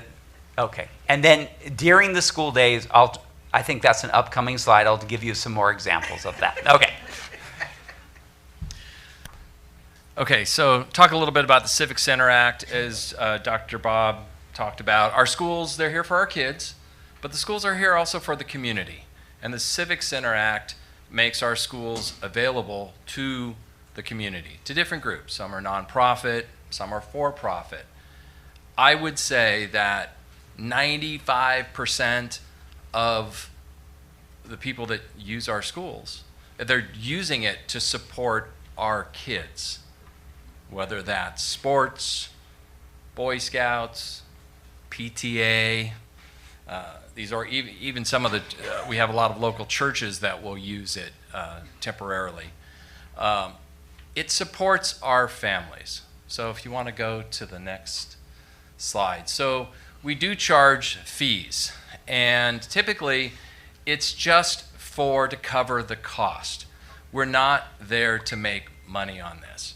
Because as I said, 95% of the people that are doing it are our kids. So if we can't even do it, but even if we could, charge these organizations a lot more money, what are they going to do?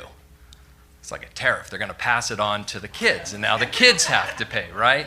So our goal is not to make money. Our goal is to make our schools available for our community and our kids. So the fees that we charge, if we have to have a custodian there, it covers the cost of the custodian. Custodians actually like it when our schools are used because they get overtime, and it's a great opportunity for them to make some extra money. But again, it's for the community and the kids. If you want to go to the next slide. I know there was some confusion, or there's questions come up. Do you have to go out to bid? Because almost everything we do in our schools, we go out to bid. You're going to build a gym, you go out to bid. You're going to do a project, you go out to bid. You're going to buy something, you go out to bid. With our facilities, we don't need to do that. The Civics Center Act actually just lets the whole community know, here, schools are available. There's a process. You sign up on Facilitron and see if it's available. We don't go out to bid. We don't do that here. I've worked with school facilities for 22 years. I've never seen it where you go out to bid. You don't have to go out to bid. You actually don't want to go out to bid, because if, let's say you were to put a bid up there and say, hey, our school facilities are available in the middle of the day. Anybody want to come on? Highest bidder. Who are you going to get? Maybe a charter school that's in a storefront somewhere and needs a field. I don't think we want charters. Charter schools are great, but I don't think we want that. We don't go out to bid. And I know there was some confusion about that. One thing I wanted to clarify, because one of the reasons we want to talk about that, there's a different process. So we have a neighboring district, I won't name their name, but we all know who they are. And they're going to bid because they are going to use tax dollars from the school district to pay for people to come. So in that case, you have to use a bid process because money is leaving the district going to somebody else. In this case, those bid rules don't apply because we are not paying for those services. And then, again, the Civic Center Act is not just allows nonprofits to use it, they expect nonprofits to use it. Now, there's all kinds of ways. Districts in the past, I've seen it, they've made the fees sometimes so high, it makes it really hard. I also have an arduous process that prevents people, and so there are some things that I've seen other districts do, and generally we haven't acted in that way. I want to go to the next one, last one. Okay, so this idea of in school. So we've already established that there's a law that says outside of school, when kids aren't there, when we're not using the facilities, the law expects us to make our facilities available. What about inside school? Well, you as a board always have discretion. That's the one area inside the school where you can go, you know what, we don't want a nonprofit in there. So you can, and other school districts have in the past. However, historically, we have operated from, again, this view that we have an abundance, not a scarcity, that we want to partner. And so let me just give a few examples. In fact, tonight's on the agenda is the second harvest. So they're utilizing, it's in partnership, but they're using our facility. It's under this idea of the Civic Center Act, and they utilize it for a good purpose. It's to feed our families. But that's an example of another organization during the school day that uses it. Pathways of Hope. They actually have one of our portables. And we do allow it. It's during the school day. And again, it's a food pantry. PTAs, during the school day, use it. We have a Korean outreach group. They use one of our facilities. So historically, you can change this, by the way, you're the board. But that historically, there has been this perspective that we're gonna try to find a way to give community nonprofit groups access. So that's been how we've operationalized for a lot of years. And as a group, and so I've been in constant contact with our attorney. The actual MOU, by the way, was written by our attorney. And as there's been questions about what's in the MOU, I have asked the attorney. And so one piece of advice she asked me to give, which is whatever you decide that you're consistent across, she's called them, in fact, we've all heard the word standard operating procedures.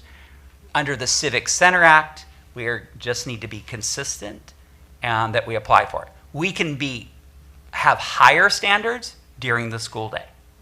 So as an example, and I just want to, my final piece, and I'll turn it back over to Dana.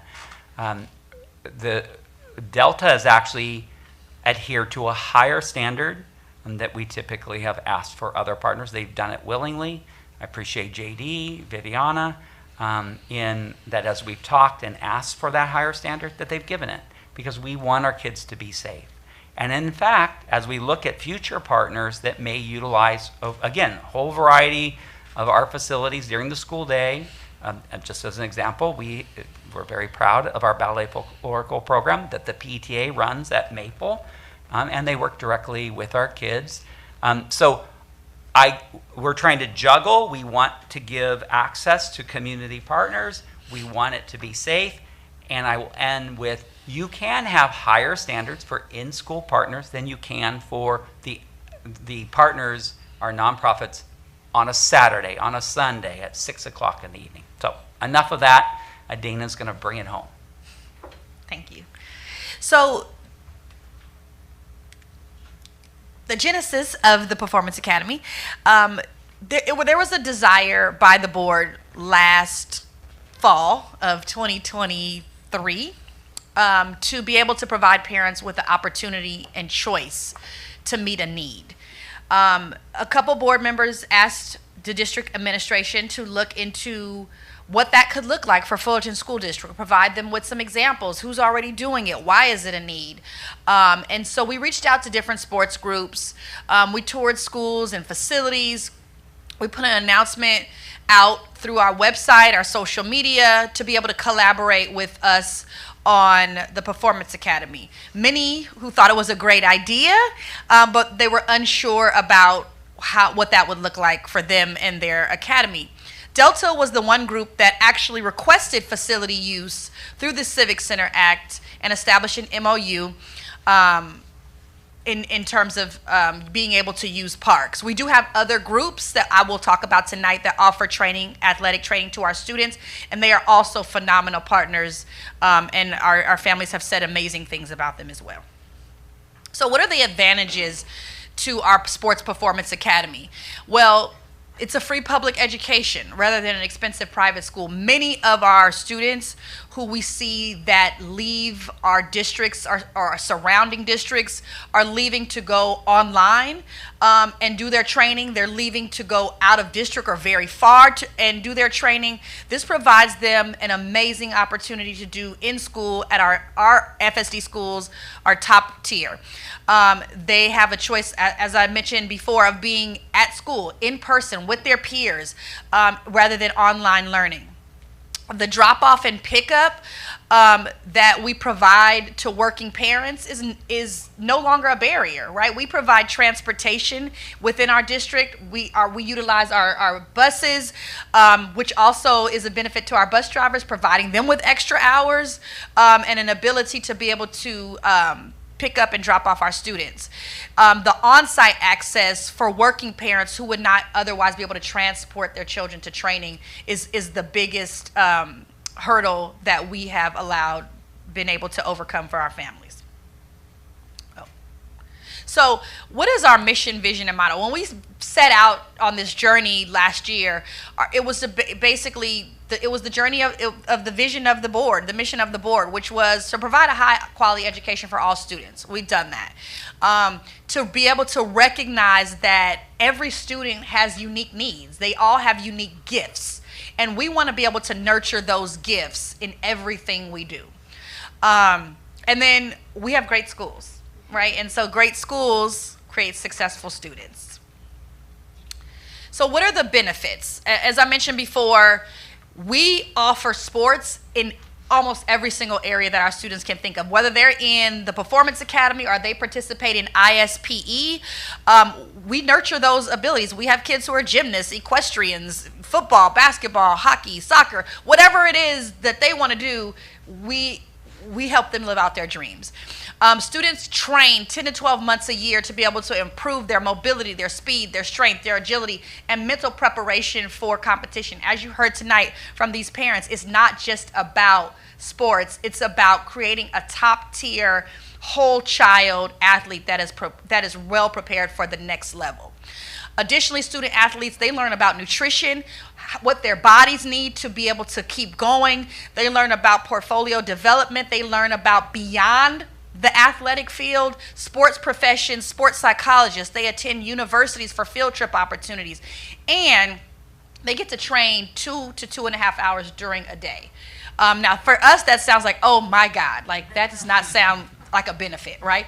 But if you get to shave off the hours of your day, one thing that we don't have in life and that we want more of is time. We've given these families and these children the gift of time. They get to work out during their day, and they still get to be kids.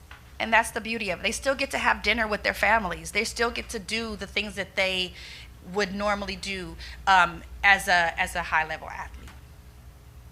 So the Performance Academy, what we provide, or what do we provide this year? So this year we provided choice of sports for boys and girls in grades 6 through 8. They were able to select anything from athletics to dance, a dance academy, and we provided an on-site option. We had 2 schools participate. As you saw, there were a couple other schools that made it work, but primarily it was Rolling Hills and I started saying Robin. Rolling Hills and Parks. Thank you, Robin and Jenna and Lindy, for pioneering this and being so flexible. You truly are amazing, and the kids love you.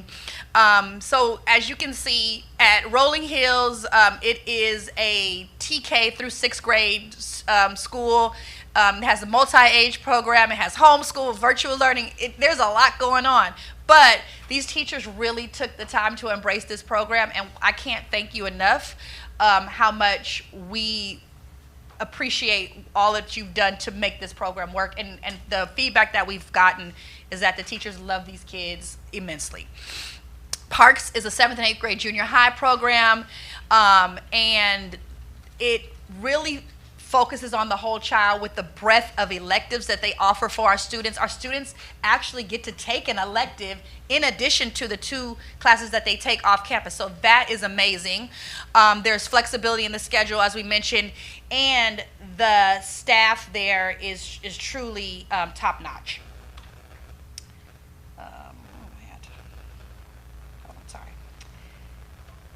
So our Rolling Hills program, as I mentioned, our students receive their core classes. They are done before 1 o'clock. They are picked up by our amazing bus drivers and transported to Parks, where they are picked up by their Performance Academy, whatever one the parents have selected, and they begin their day and they're released for independent study. For Parks, as you can see, their class design is on the board. 1 through 5, they have their core classes and their electives, so the students are immersed with all other students. They get an elective, which I love. They are a part of lunchtime. There's 2 lunches, so depending on which lunch the students have. And then they start their independent PE and their independent physical conditioning elective.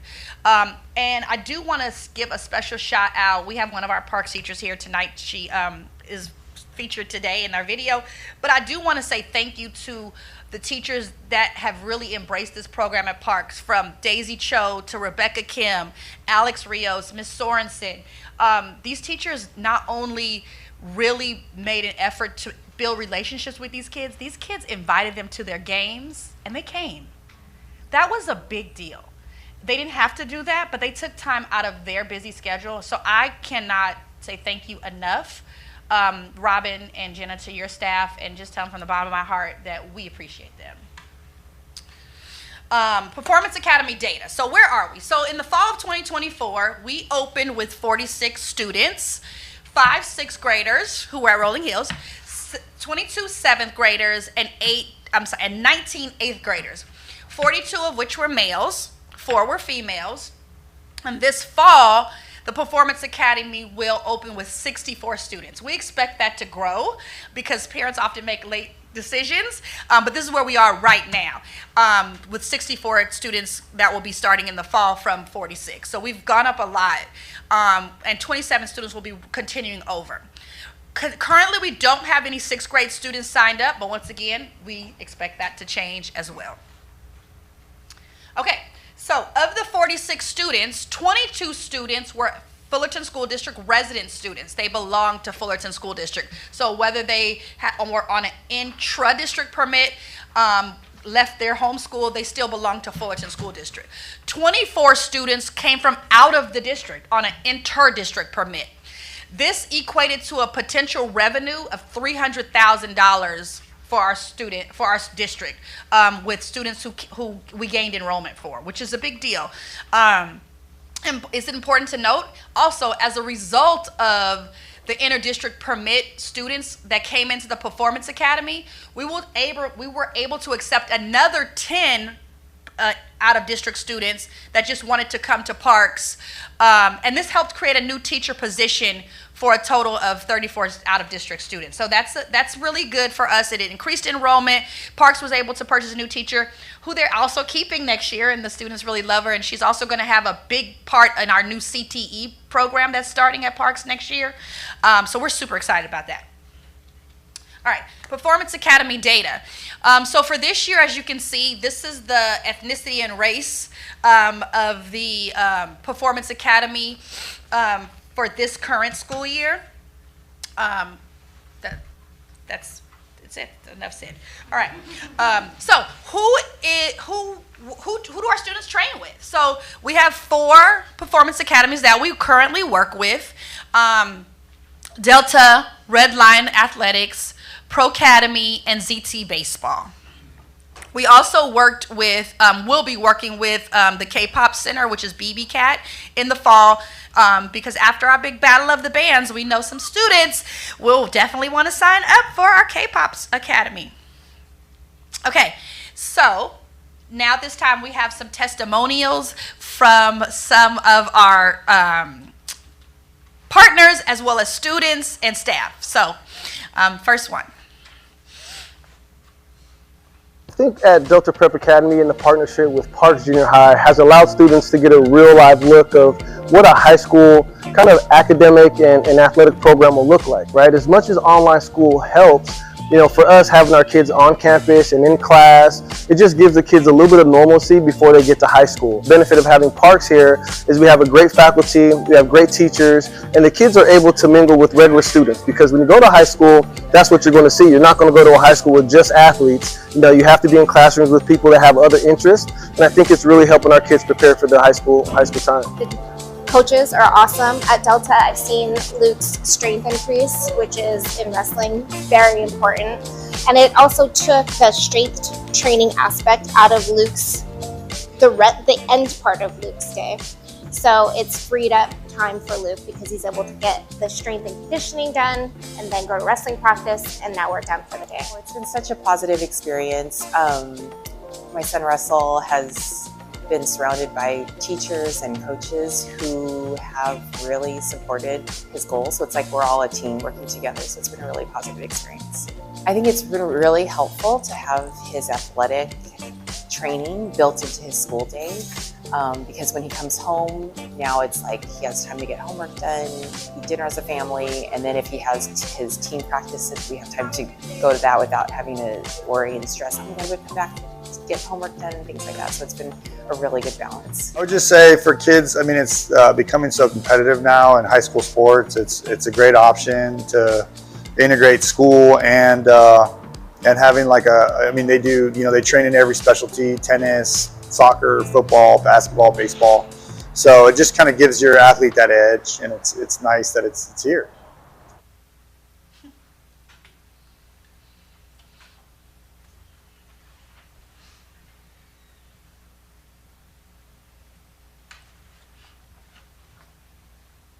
before coming in here, I didn't really have that much confidence, but I'm getting a lot stronger and I feel myself getting quicker. I could definitely feel the translation on the field, so it just gave me a lot of confidence and gave me the boost I need to perform better. They do weekly checkups with our grades and stuff, so they definitely keep us on top of that to make sure that all our assignments are turned in and that we have the proper leading to get our assignments and to get the correct grades to perform well in both academically and in our sport. I really enjoy it a lot. I feel like I'm improving in my tennis game as well as getting stronger. And yeah, I feel like I'm a lot faster. I just think it's a great experience to get better at your sport, and it's really helpful if you are really passionate about it. This experience has been great. I mean, I've only learned how to work harder, build better character, build how to be a better person, and ultimately get faster and stronger. I've really enjoyed it. It's there's really no bad moment. It's been really exciting, to get better at my sport, having it implemented in the day. It's always fun. My teachers have been really helpful, giving me the instructions that I miss after I leave, so it's been very helpful. And of course, my coaches help me get better at my sport, get faster, get stronger. I have very high goals for myself, play varsity in high school, maybe try to go to college. If I'm lucky enough, go to the NBA. So this helped me get a sneak peek of what is that gonna be like, that hard work that you need to put in, that dedication.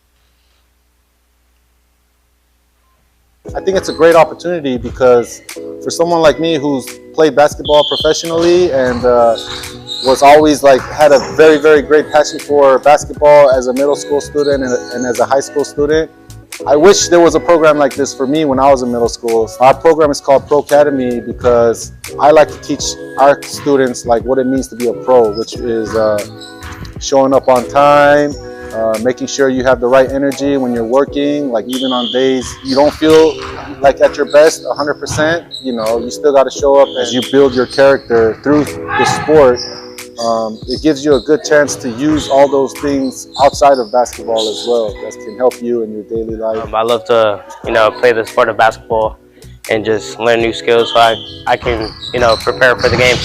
Basketball training it's really helping me because it's getting me better at basketball. And academically, I'm getting more into, staying in class, paying attention to the teacher, It's really preparing me for the NBA and preparing for high school basketball, college. It's really exciting because I get to play at a high level. Not only does the Performance Academy prepare you for high school, but it can actually prepare you for a lot of things. I just love being here, just training is what I love to do.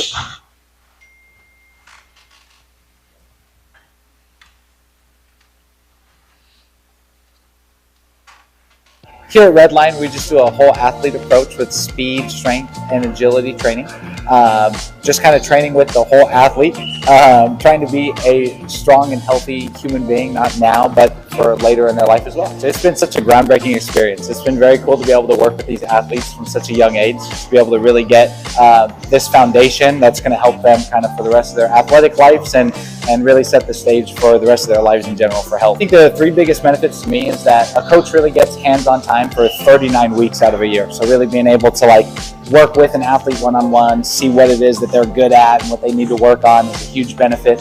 I think one of the other things is that it's during a time frame that it's good for the kids' bodies. When they're kind of at 2 o'clock, 3 o'clock, it's a great time for them to be able to work out and not being so late at night and having to get it in later. And then the added benefits of that is they just get a lot of sleep too, which is the biggest thing for this age of kid.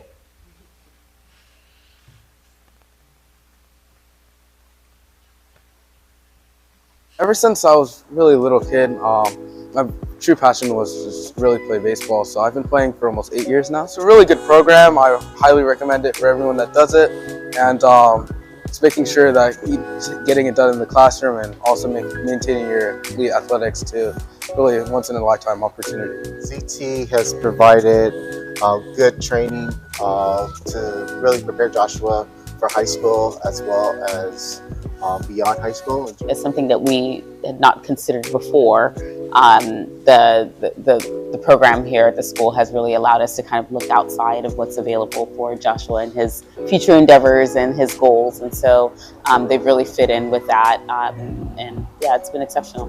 And so from a time standpoint, it's perfect in terms of utilizing that time during the day for the training, which allows him to still be a kid, do other extracurricular activities, as well as study at home.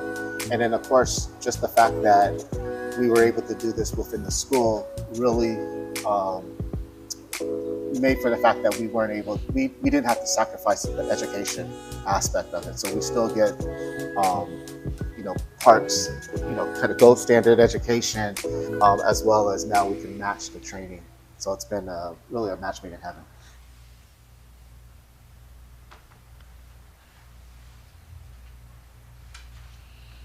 This program really supports the whole child. It gets them into something they're passionate about, and they get to focus on that for some of their day while still coming to school in the morning and getting those commitments finished. I think it's so important to kind of mesh those things together in my classroom, as well as the student sees the priority of school first and is able to focus on that and get their things done with their jam-packed schedule. I know a lot of them are so busy, and I think it's important that they come here first, they get that done, and then they're able to really explore and grow in their sport as well. Hey, I got the sports down, now I'm practicing on getting the schoolwork down, and by the high school, like, they're pros at it, so I think it's gonna be way more beneficial long term, and now they're kind of just getting that practice in, that how to do it. I think there's a lot expected from these high-level athletes or elite athletes, and I think family dynamics have changed. And so when you couple them together, the school day is starting a little bit later, they're getting out a little bit later. I've seen that time crunch for kids and that academic crunch as well, and the time to, finding time to do all of the things and make everything a priority. And so I think this program has helped alleviate some of that and given them the structure and the organization and getting them prepped for the high school level. I've seen it as a benefit. As someone who was involved in a lot of sports when I was a child, I actually went to parks here, and I played about every sport you could in junior high, but I also played like club and things outside of school. And my coaches and my teachers, they weren't connected. So one didn't know how busy the other one was, and it was, I think, hard for me to adjust to. And I think it's so great that these students here kind of get that teamwork between their teachers, their coaches, the administration, the district as a whole. And I think that they're benefiting from that here in junior high.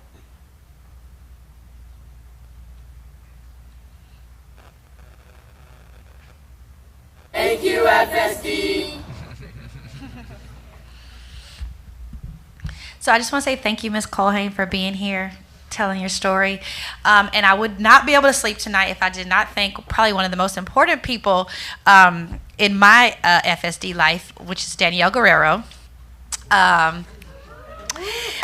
She has really done a lot to help support this program. I think she knows all of our athletes by name, all the students. She took on an extra role of making not just independent studies happen, but independent study PE at Parks and Rolling Hills. So some of you parents might know her. She harasses you and chases you down for your PE logs every week. But she is like, she gets it. She was a student athlete herself. She played water polo, so she understands. She empathizes with the students. She walks them through the things that they need to do, why it's important to turn in your paperwork, and why it's not your parents' responsibility. But she's just amazing, and she's so vital to this program. So thank you, Danielle. So with that, thank you to everybody that contributed to this presentation. Thank you, Amber, for all of the videos and testimonials and all that stuff. There's a lot of people, as President Berryman said, that makes this happen, and so we make it happen every day for our kids. And I almost teared up too when the parents were talking. It takes a lot to make me cry, but I want to say that because we're able to give something so unique to our students and our community and embrace another gift that our students bring is such a benefit. And we are one of one. You know, we're doing something that nobody else is doing. And just to be able to nurture our students in one more avenue is just priceless. So I just want to say thank you for your support as a board in this Performance Academy and your continued support of our students. So any questions? And I'll take them now. Okay, can we, I'm gonna start with James. James, questions, comments? You sure you want to start with me? Okay. So thank you for your presentation. Yeah, I'm impressed. I love the concept and the execution of the Performance Academy.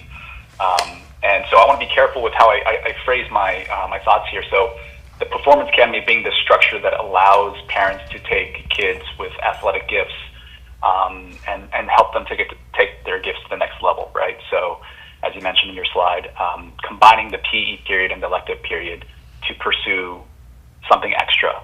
I'm in full support of the Performance Academy. I think there is, and there should be some nuanced discussion about a subsection of that, which is there are off-campus options and there are on-campus options for the Performance Academy, right? Like, so I did swimming when I was growing up, and my parents drove me early or late, depending on the season, to swim practice with school. And as a parent myself, my kids aren't old enough for this. But when they get old enough, and if they have the gift, I would love to make use of something like the Performance Academy. So I want to thank the staff for putting this together and being one of one and being innovative that way. My concern is primarily with the on-campus option, of which there is only one option provided now. My concern is that as the program grows, we will have greater impact on facilities. So you anticipate, I think, roughly a 50% growth, right? 40-ish kids to maybe 60 kids. And as this program grows in popularity, for good reasons, right? I appreciate all the parents showing up today to talk about how it's positively impacted their kids, and that is a blessing. That if the law does not allow us to be restrictive on what is not disruptive to our kids, then we need to take a look at the policy. And what I mean by this is right now we have one on-campus option. We have roughly 40 kids, maybe soon to be 60 kids. What are we going to do when it's 100 kids, 120 kids, 2 on-campus options, 3 on-campus options? At some point, and I agree with you, Dr. Bob, we need a neutral policy that takes a look at all available facilities and figure out what is the best neutral, consistently applied policy where we can let nonprofits use these surplus or excess space, so to speak, that would not be disruptive to our kids. As an example, I would not be in favor of allowing outside organizations to use the new Parks gym during school hours, because it would likely impact PE classes in a way that field use does not. It would impact how teachers and staff use it for inclement weather or other related operations in a way that outside field use does not. And so I do think we need to take a look at a standardized policy to anticipate the growth of this program. Secondly, I do take a little issue with, I'm calling it the procurement slide. I don't think it's good enough to say that we're not legally required to bid. I do appreciate, Rob, your caution as to what might happen if we do so. But we're asking families to pay a lot of money here, right? Bar napkin math, it's to the tune of $500,000 every academic year. $500,000 goes from parents to outside organizations at a minimum, right? So we're asking families to pay a lot of money, and we have to have a transparent, open, rigorous process to ensure that whatever option we give them gives the parents the best bang for the buck, and that the programming that we offer in the on-campus option really is the best for our children. So I'll conclude with 3 asks, and I'm looking for board support on these asks. Is 1, I would like staff to look into a free on-campus option for the Performance Academy. One that's going to be run by Fullerton School District staff, and that one can be offered to parents at no cost or at a modest cost. Second, I'd ask that we agendize the MOUs for the on-campus option for the next board meeting because I do have concerns about it in its current form. I agree that we need a standardized MOU that applies to any or all organizations that would use our athletic facilities during school hours. And then finally, I would like a report on how we can solicit interest moving forward from groups that want to do the same thing that our current vendor does to provide this on-campus option. Because just in between meetings, I talked to a couple groups and they expressed a little bit of surprise that they weren't asked. I don't want to name any names, but they definitely said that they would be interested in doing something similar had they known. And of course, we have to open that opportunity up to them. And so I'll stop there. Just, I can address a couple of them for sure. To bring back an item, that's easy enough in terms of the MOU. The second piece, yes, with board direction, if you wanted us to pursue potentially a free performance academy, or it's actually would be an athletic academy, you know, we would just need further direction. One clarification, and I've asked the attorney like 4 different ways, you know, around this question. Because we're operating under the Civic Center Act and we're not paying, so the district is not paying for a service, we actually legally can't do a bid. So under the Civic Center Act. So what we can do is advertise. You can advertise many of our facilities, you know, as an example. So if you wanted, we could put something in the Fullerton Observer. We could put something in the Orange County Register. We can advertise that we have facilities available or define an advertisement process. In terms of how a organization would be selected, think of it as operating procedures, just like we currently select or prioritize sports fields. We don't actually say, hey, go ahead and do a request for proposals and give us a bid to use the soccer field on a Saturday. What we say is we have rules around the nonprofits that prioritize, I'll give you one example, a group that has more kids that come from Fullerton versus, let's say, a group from outside, they have higher priority. So we can have priorities, but that's not the same as either a bid. In fact, and the attorney said to me again and again, it's illegal to do a bid process. The only thing is you can set standards. So, you know, I know maybe it's a nuance, but I'm going to ask, I think Mike is here. There is a big difference from Mike's perspective as someone who's in charge of bids between advertising our procedures or advertising our standards versus a bid. Maybe Mike, just say a few words about that. Yes. Check. Oh, there you go. So formal bidding is required when a district uses district money to procure something moving forward on whatever that could be. There's bid limits, there's bid thresholds. We follow by public contract code and ed code and government law. So those are things that we follow in procurement.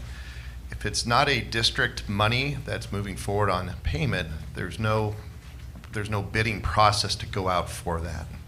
Okay, so use of facilities we're a public entity, and these are public buildings. Civic Center goes back to that. So use of facilities, Facilitron, they see if those dates are available. They come in with a fee, as Dr. Bob mentioned, and you know, whoever chooses to come into, we have our standards of what we ask them to provide on that. So yeah, so hopefully that answers a little bit of the questions on that, Dr. Bob.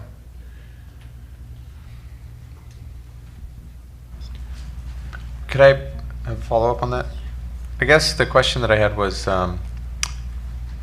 you know, what if two community groups that service the same amount of Fullerton students, one always secures a lighted field every summer, for example, and there's another group that says, you know, they always get it, right? And the priorities are very similar.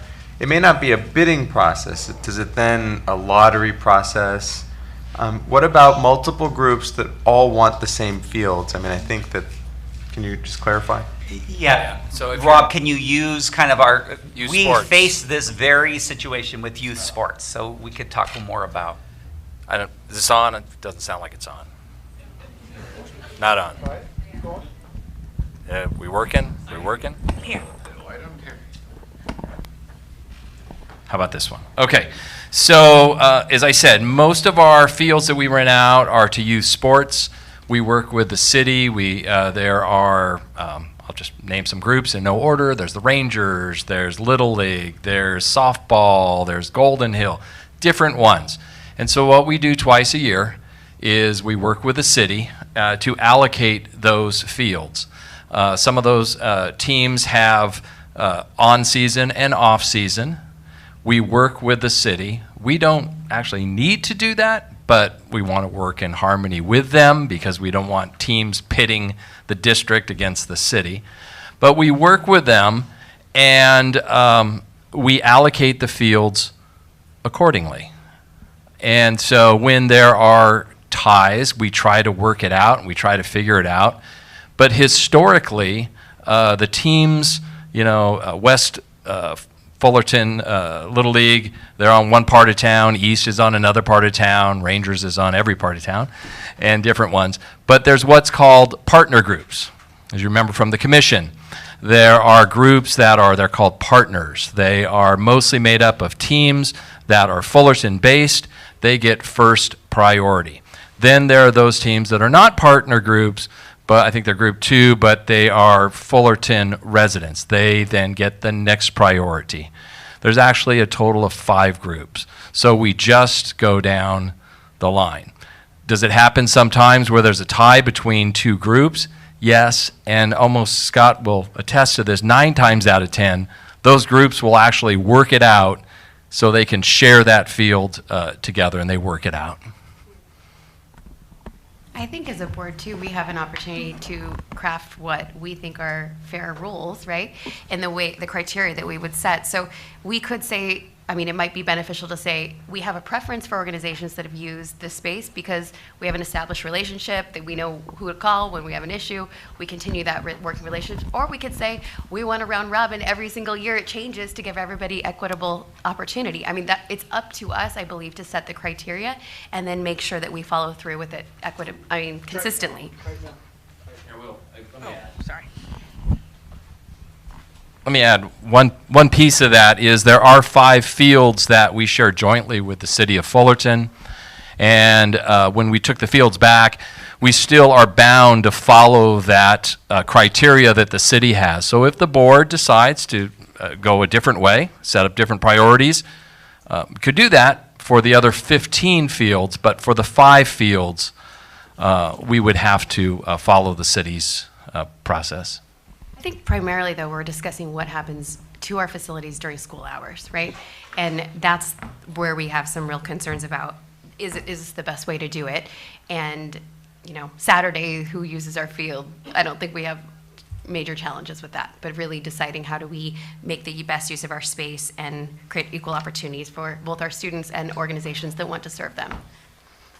Okay, so Dr. Bob, are you clear with James on, you were clarifying anything for him?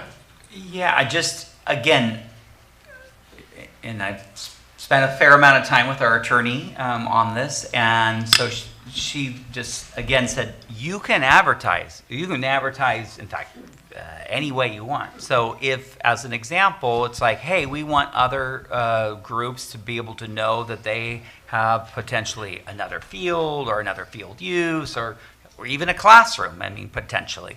That you can advertise. The difference, though, is you have just a set of basic rules of who gets to use it based on certain principles that you have. So as opposed to, hey, 5 people submit it, who's got the highest bid, or, we like this person better, or we like this group better. It just has to be based on these norms and rules. And to Ruthie, to your point, this board, as you go forward, and to James' point, we're hoping it expands. We hope that our Performance Academy continues to grow. And so there may be a point where we begin to see either that we're not able to accommodate, and we should plan for that. And I think that's a good piece to what does that look like in the future. And so just to support the idea that if you want to advertise, you can. That's just different. It's just different than a bid. So. I just want to clarify for our group, though, when we talk about this possibility, are we exploring any other facilities other than currently parks? Because I think it's a lot of work on our staff to open up our facilities. We've spent $11 million fencing our fields and our schools to ensure safety of our children, and I think we're opening ourselves up to a lot of what I would like, risk. I mean, yeah, and I agree. I think that James has given his 3 ideas. I think we should continue on and then come back, because I think, a lot of that does take some work, and there is some validity. Maybe another board member is going to pick up on something that he spoke about that gives more consensus or what have you. So, so why don't we go next with, we can go online, so we can go Ruthie and then down the line. I'll go back. I had some questions. I want to dig in and learn a little bit more. One of the things that was mentioned in the presentation, thank you, was about the benefits of visiting universities, building portfolios, nutrition. I was wondering, are those afforded to all of our students that are participating in the academy, or just those who are part of the Delta program? So, hello? Okay. I cannot speak to what the other performance academies do. Are any of our other, we invited all of them here. Are there any of our other providers here? Nope. Okay. Well, so I'm not sure about the other 3 academies. I just know what Delta does on their enrichment Fridays. But do we have any other parents here that are from other academies? Yeah.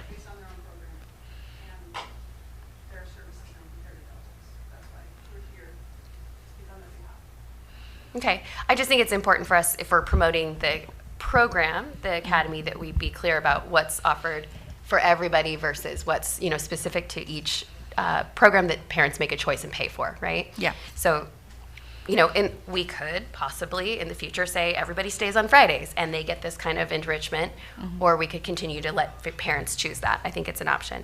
I just was curious, when it was listing the virtual learning schools, for Rolling Hills, it said that it was TK through 6, but we have virtual school for 7th and 8th, right? No? Not at all? Only homeschool. Okay, got you. Thank you for clarifying that. So of the 40, I was curious, of the 46 students in the academy, did that number remain consistent? We started at 48, I believe, Maria, that's correct. We started at 48. We had 2 that left in the beginning of the year. 1 moved away, and another that I think due to their IEP, we weren't able to accommodate at parks. And then we had currently, we have 43 currently as today, April 8th. So at the end of this last semester, we had 2 that returned to their homeschool because due to not meeting the ISPE requirements. We want to make sure that our students are keeping up with everything that they have to do with grades and logs and all of that, so that they're successful. So those students had a meeting with Robin and Danielle, and they returned back to their homeschool. And then we had 1 student who did return do online learning. Okay, so we found that for some kids it wasn't a good fit, and then they made adjustments. Correct. Mostly for academic reasons, it sounds like. Correct. Okay. How many of those kids, I'm just curious, were online or homeschooled versus the in-person kids that we kind of learned about? Do we know? Everybody's been in person. Yeah. Okay, so no one's taking advantage of the online or homeschool option? No, okay. I was curious about... Wait, I'm sorry, Lindy. Just to clarify, we have, in relation to the mic. performance... They have to translate. In relation to the Performance Academy, we have students choose to do homeschool because they're pursuing their athletic dreams, Yeah. and can't attend traditional school. But when it comes to Performance Academy specifically, Yeah. nobody is online. They weren't enrolled in the Performance Academy. They're doing something very different. Yeah, Correct. unique. Okay, that makes sense. Okay. I was curious about, I know we had, as a board, had asked about students that did retention and repeated 8th grade to be a part of this program. For those that were repeating, I'm wondering, was their curriculum appropriate for their second year of 8th grade? And did they grow academically? Like, were we seeing results of them participating in a second year of 8th grade? So, Robin can probably speak to their iReady results and how they grew. I'm not sure. We would be able to have to get that information for you in terms of how they grew. And I don't want confidentiality. Like, Yeah, I don't want individual I was gonna scores. say, yeah, maybe- So I'm just curious about how, if we're retaining students to do a second year, are we seeing that they're improving by being a part of this program? So I did not bring that data with me specifically. However, I think that is unique to each and every student. I think there are some students who we've seen absolutely, amazing academic performance. They're getting straight A's. They're doing very well. They're doing well on their iReady. And we do have some students who are struggling. So just because you are an elite athlete does not mean that maybe you are, naturally gifted at math, and maybe you got to put in a little extra effort and a little more elbow grease to get the grades and things like that. So we provide those students with RTI and support to the best that we can within the confines of the period 1 through 5 schedule.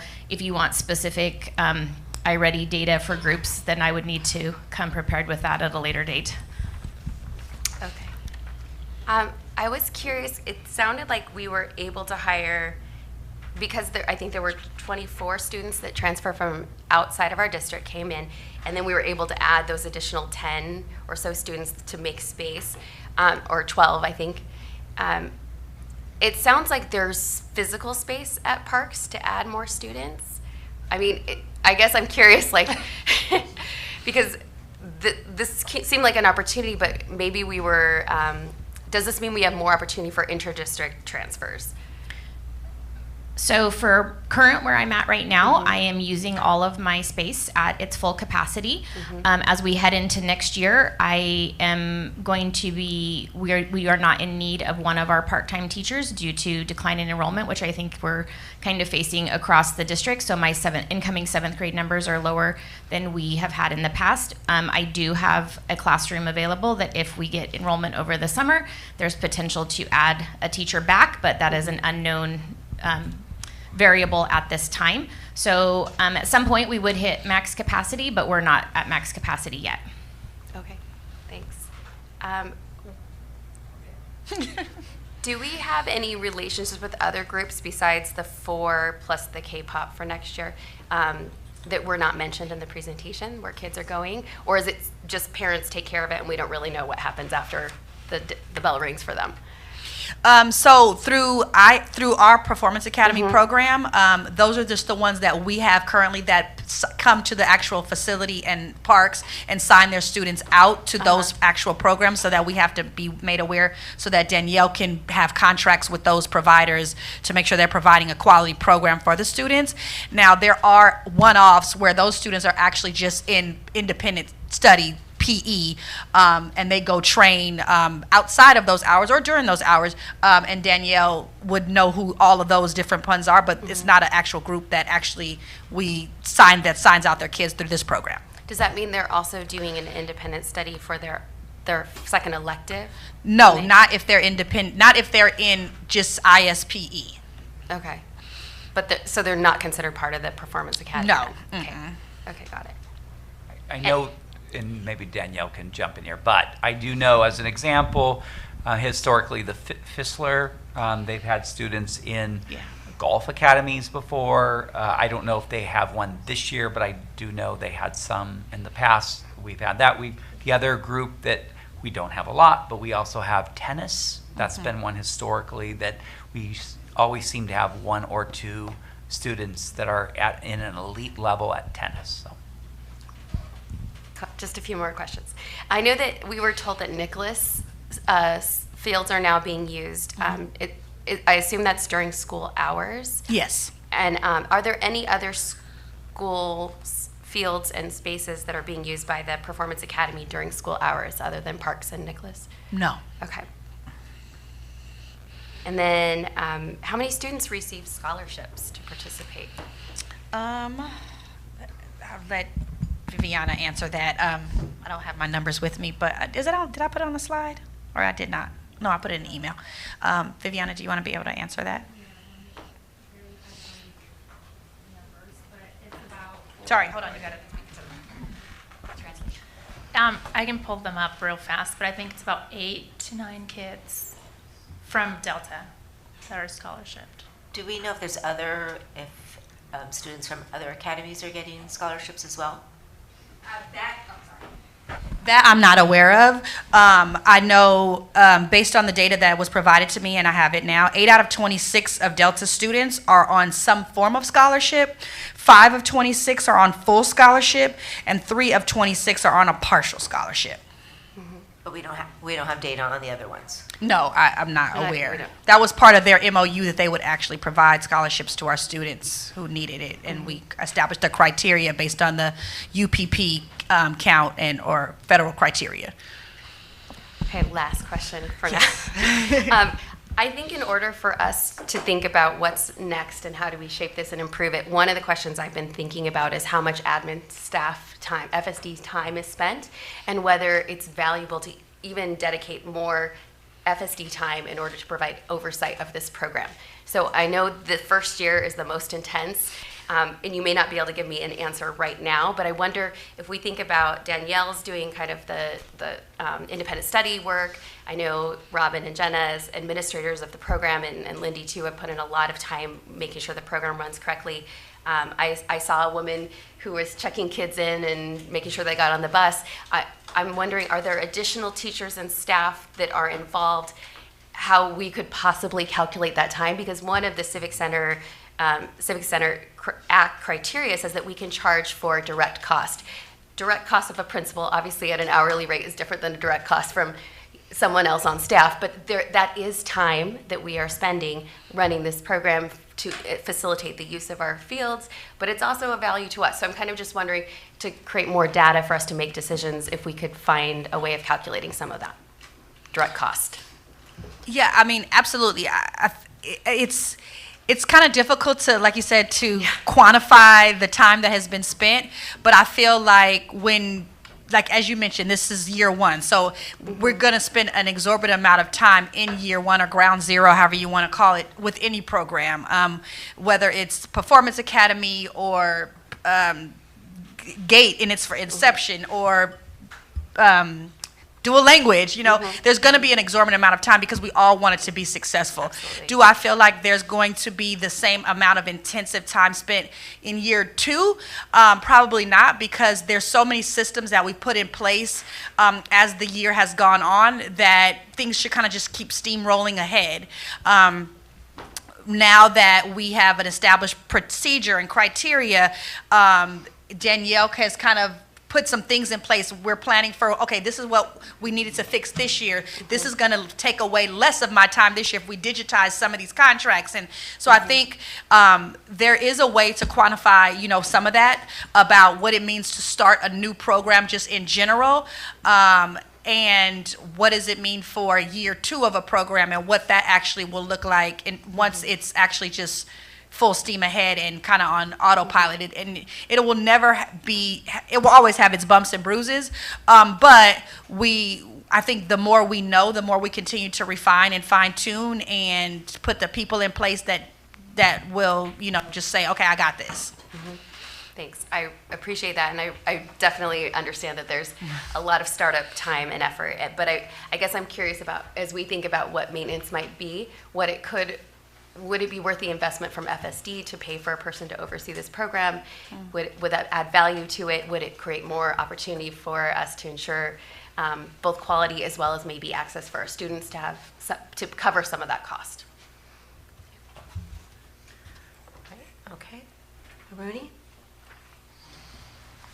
I do want to standardize our rules governing how we partner with community groups. So I'll be making a motion for the next agenda regarding an ad hoc committee to address these. And I'll be looking for the board to hopefully agree. And then I'd like to serve on that committee, but I don't have to. So, Trustee Cho, I just wanted to get clarification on the difference between your first request and your third request.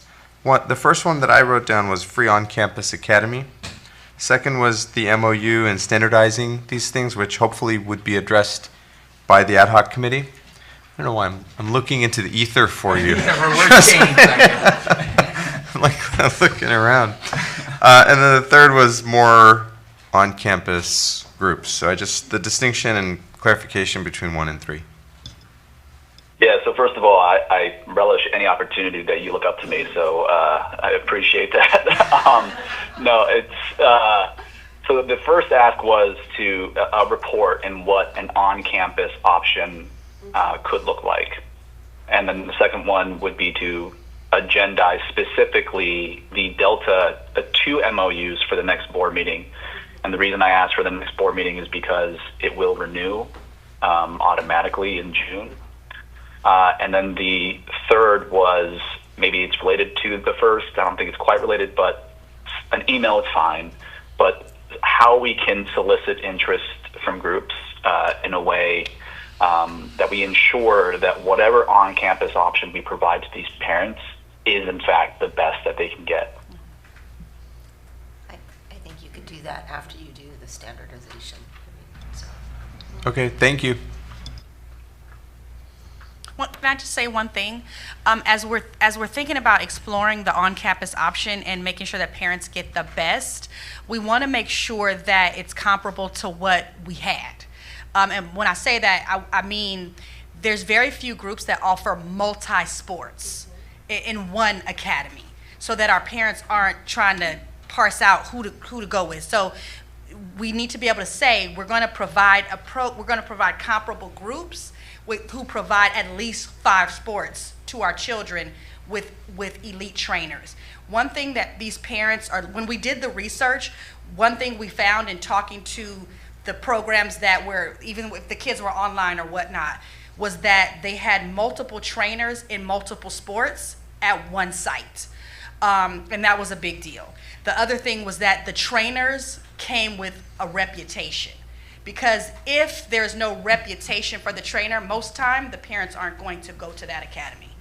And that is probably one of the most important things. If they don't have a relationship with high schools, if they don't have a relationship with universities, it no longer becomes an elite academy because they're not able to take your child to the next level. So I think that we need to make that very clear. It should be a comparison of apples to apples, making sure that these are people who offer at least 5 sports. They have trainers that have a resume, and they have relationships. So I just wanted to say that. So I actually think I disagree there because I think if I understand correctly, we can't distinguish between nonprofits that want to be able to use the facilities on site. So we couldn't say you can use the field, but only if you're a D1 athlete or you started for the Chargers or anything like that, right? Anyone who thinks they can offer a service should be able to do so and should be able to use the facilities. And second, I'm not so sure on that we would need to require multi-sport, so-called elite services. Let the parents decide, right? So if there's one organization that's like, hey, we do baseball and we do it really well, right? And the parent goes, yep, right up my alley. Then we should let the parents decide. If there's underwater basket weaving, okay, let's do that too. But my concern is not with the picking of the group, but just making sure that the groups that can offer an opportunity for our kids are aware of the opportunity to do so. Yeah, let me jump in there. That piece is, James is exactly right. Our job, when we're using the Civic Center Act, is not to distinguish the use of a facility by the best. First of all, it's subjective. We could, however, in the room you're here, so a big shout out to all of you. But that's not what That's not how we select. In fact, the Civic Center Act gives you criteria that you can use. As an example, you can actually use an operational reason. Okay, so you can use, that's one example. You can do safety. So as an example, you can have higher safety standard for in school than out of school. That's a part of the provision. So our guiding principle for what principles we can apply are in the law itself. And so now it's pretty broad. I mean, operational gives you all kinds of reasons. But yes, to your point, James, this board under the Civic Center Act isn't going to be deciding who's the best, which sports or how many sports. It's just going to be, here's the facility. We can advertise, hey, anybody that wants to utilize it potentially. Here are our principles based on the Civic Center Act. And then people apply. And then at that point, you could do, lotteries present its own challenges, but potentially you could use that to distinguish it. But to Rob's point, typically we have not had to do that because typically we have the facilities and we find ways to work. So.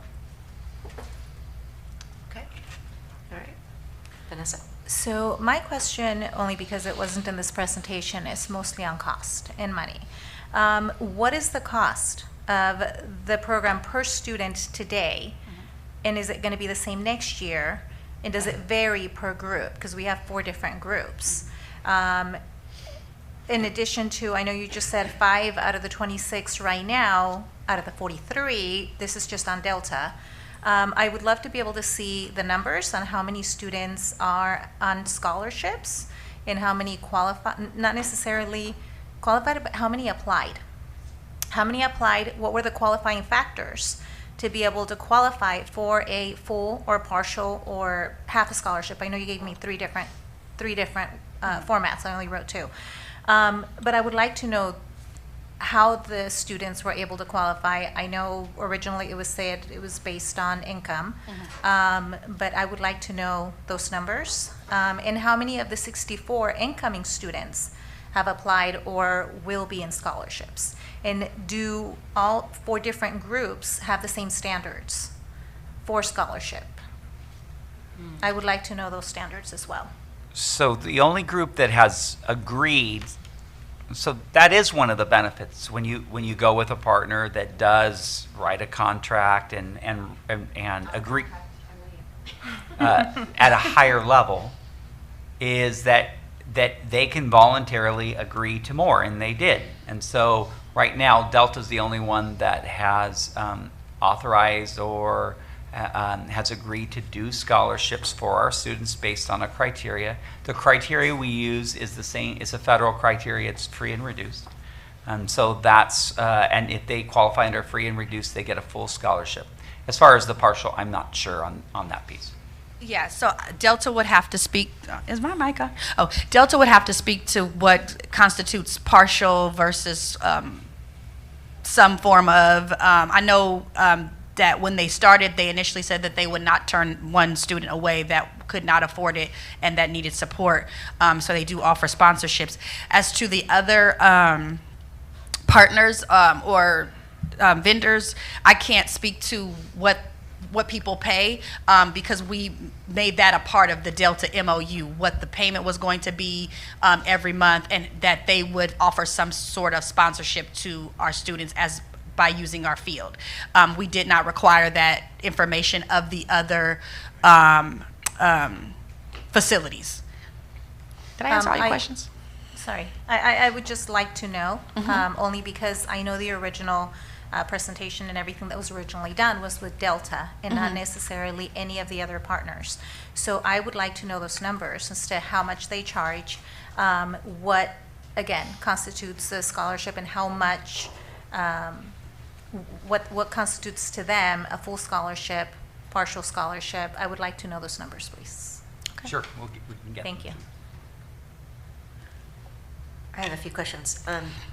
Piggybacking on what Vanessa's asking, so the other vendors, do we have a partnership with them? Do we sign anything for them? Do do we solicit? Do we have anything to do with those vendors at all?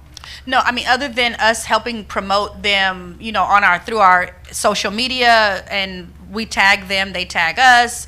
Dr. Bobby, you had a question? You were going to say something? No, go ahead. Okay. And then we do, yeah, that's pretty much it. So just to add in, we have criteria for students to be able to access our schedule, in essence. And so to be basically, for someone to go to an athletic academy, they have to meet certain criteria. Anybody who meets that criteria,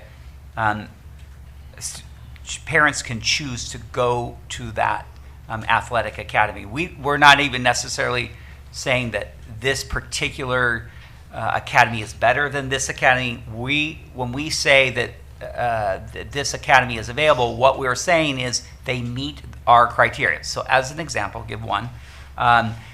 For people to be able to access the academy, the program that they're entering has to be during the school day. So as an example, if the program starts at 6 o'clock at night, they're not eligible for the academy. So there are other criteria. Those are several. More groups can, in a sense, be considered to meet that criteria. They just have to give us that criteria. Okay, right. I think I'm coming back. So just my thoughts. I think that pulling together an ad hoc committee, I would support, to look at how we are allowing other groups to access our fields and our campuses during the day. I think that's something that we should be able to look at. So I agree, and I think that would be helpful. A couple board members on that with some staff, bring back to us to take a look at. If we have any ideas, pass them along. So I really, truly support that. I think with that later might come James's soliciting moving forward. Once we get that into place, we would know what we can come up with saying, no, we don't want, sports is not something that happens, right? I don't know. So until that happens, I don't feel comfortable soliciting any interest. Plus, I don't also want to open up the field for a lot of this right now because I don't think we're ready. Bringing back the MOU in May and taking a look at that if people have questions or concerns. And I'm assuming that through this year you might have taken notes on maybe some changes or some additions or anything that has to happen there. That I agree with. I go back to realizing that this is a performance academy. We are offering a performance academy for families to be able to enroll their students in so that they can have in-person school as opposed to going to an online school. They have last 2 periods off, and then they can go wherever they want. Yeah. Right? So I look at this as this is completely 2 separate things for me. Yes. So I personally, if a parent wants to go to ZT and ZT doesn't offer scholarships, that's on them, right? I don't want to micromanage these vendors. We are not hiring these vendors. Mm-hmm. They are not working for us. They are their own entities. Parents and families decide what works best for them, and they send their students to whatever academy that is. So when I approved this, I approved it based on Performance Academy, MOU at Delta, completely 2 separate things. Mm-hmm. So for me, I tend to not get involved, and nor do I have I'm a little apprehensive about getting into the weeds of how they operate. I understand that they're on our campus, so we may feel that we have more jurisdiction over what they do because they're on our campus. Mm-hmm. I don't have my head around that yet because I still go back to, if you want to run kids and their parents think it's okay, run kids. I mean, I just think it's a decision that our parents have made, and they're choosing what's best for their family. And those academies are running how they feel they need to be running. I think it's a benefit having a relationship with an academy that's on our campus that's giving scholarships. I went into this saying I'm gonna watch having another group on our campus during school hours sharing a field with our students. Right, that was a concern I had. So that's still a concern. Right now it seems to be working, seems to be going, but I also have been here, I'm gonna again pull the old card. I've been here for a while and I don't feel comfortable going into something as soon as we started and pulling out. If we would have done that, we wouldn't have DLA, right? All the bumps and bruises that went with DLA, and now it's a successful program, right? Because we stayed in, we got, we worked through it. I think we should work through things that ultimately work for us, but if it doesn't, then we'll address that. So I look at things, I'm just trying to look at it that way. But I do understand, and I don't discount how people feel and what their thoughts are.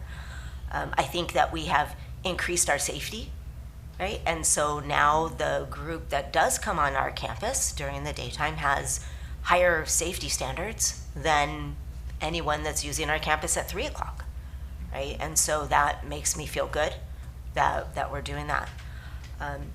I think that we have put a lot of time and effort into this program, and I'm very excited that it really hits and it offers our students and our families that ability to be able to have those kids go to school. When I went and visited, unsolicited, the kids are, they tell you their opinion. And so I got a lot of feedback from our students who said that, being able to train during my school day has made it better for me because I could do my homework, I can eat dinner, I could play with my friends, I could spend time with my family. And that was unsolicited. So I truly believe that is really providing our students with that, your children, with that ability to spend some time with their family, which was important to us when we first approved this. It was like, oh, that was one of the benefits of being able to provide something during the day for our students. And I think we've done that. And I see happy students. And I'm sure the students that are in the other academies are just as happy. The bidding thing, I think that I understand it.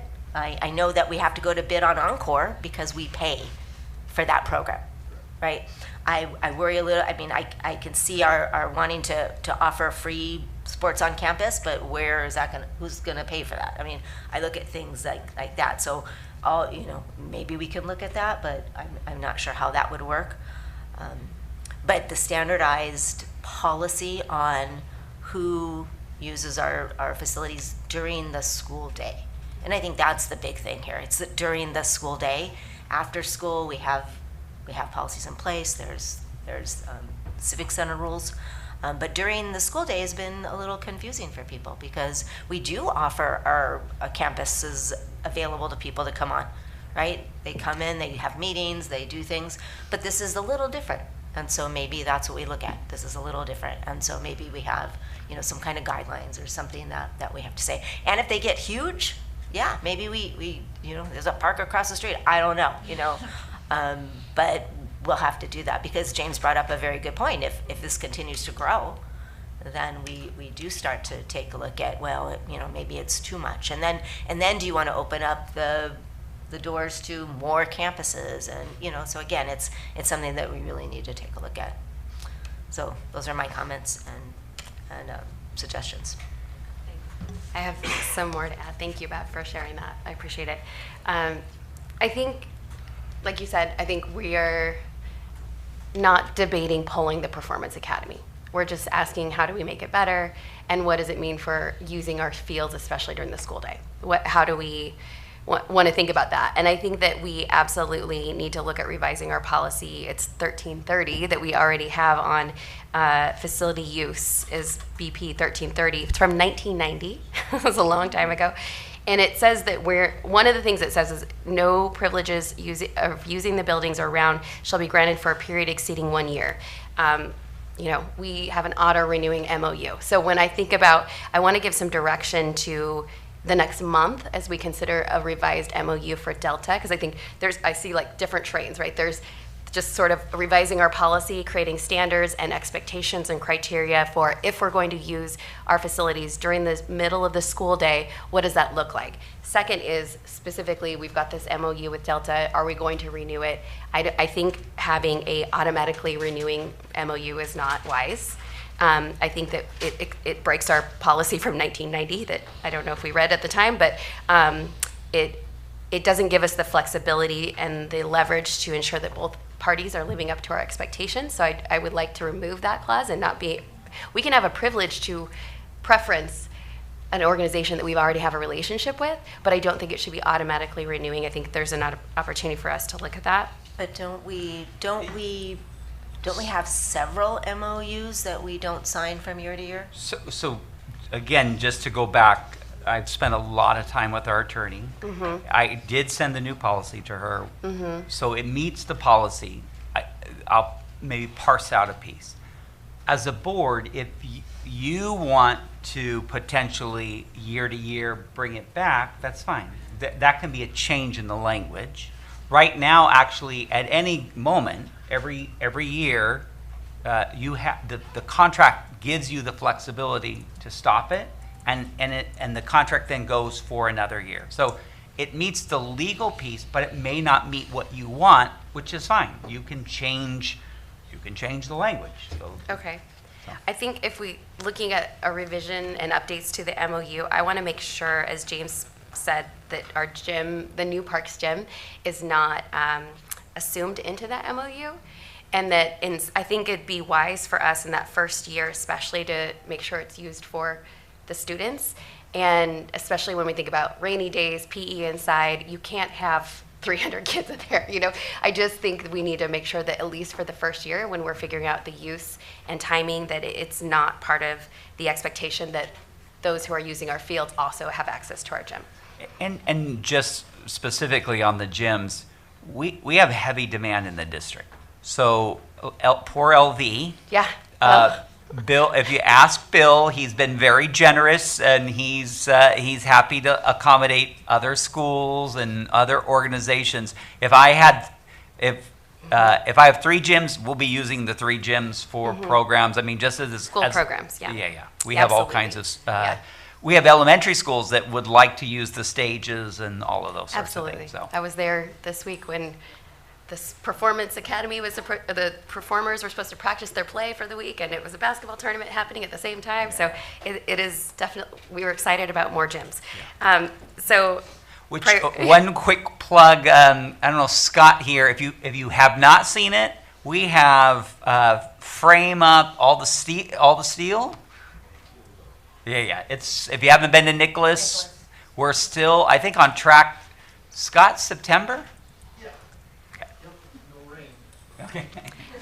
You know, I had a lot of concerns in the beginning of this process a year ago, and fundamentally still have concerns about using public spaces for private kind of pay for services. But I do think, I have seen some of the value of having a group on campus and the value of not only what it brings to our students, opportunities, but having more communication, more opportunity for oversight, more opportunity for expectations at a higher level. So the increase of Delta's following of our child protection policies, the offering of scholarships, those are things that come through partnership and that relationship and trust that's built.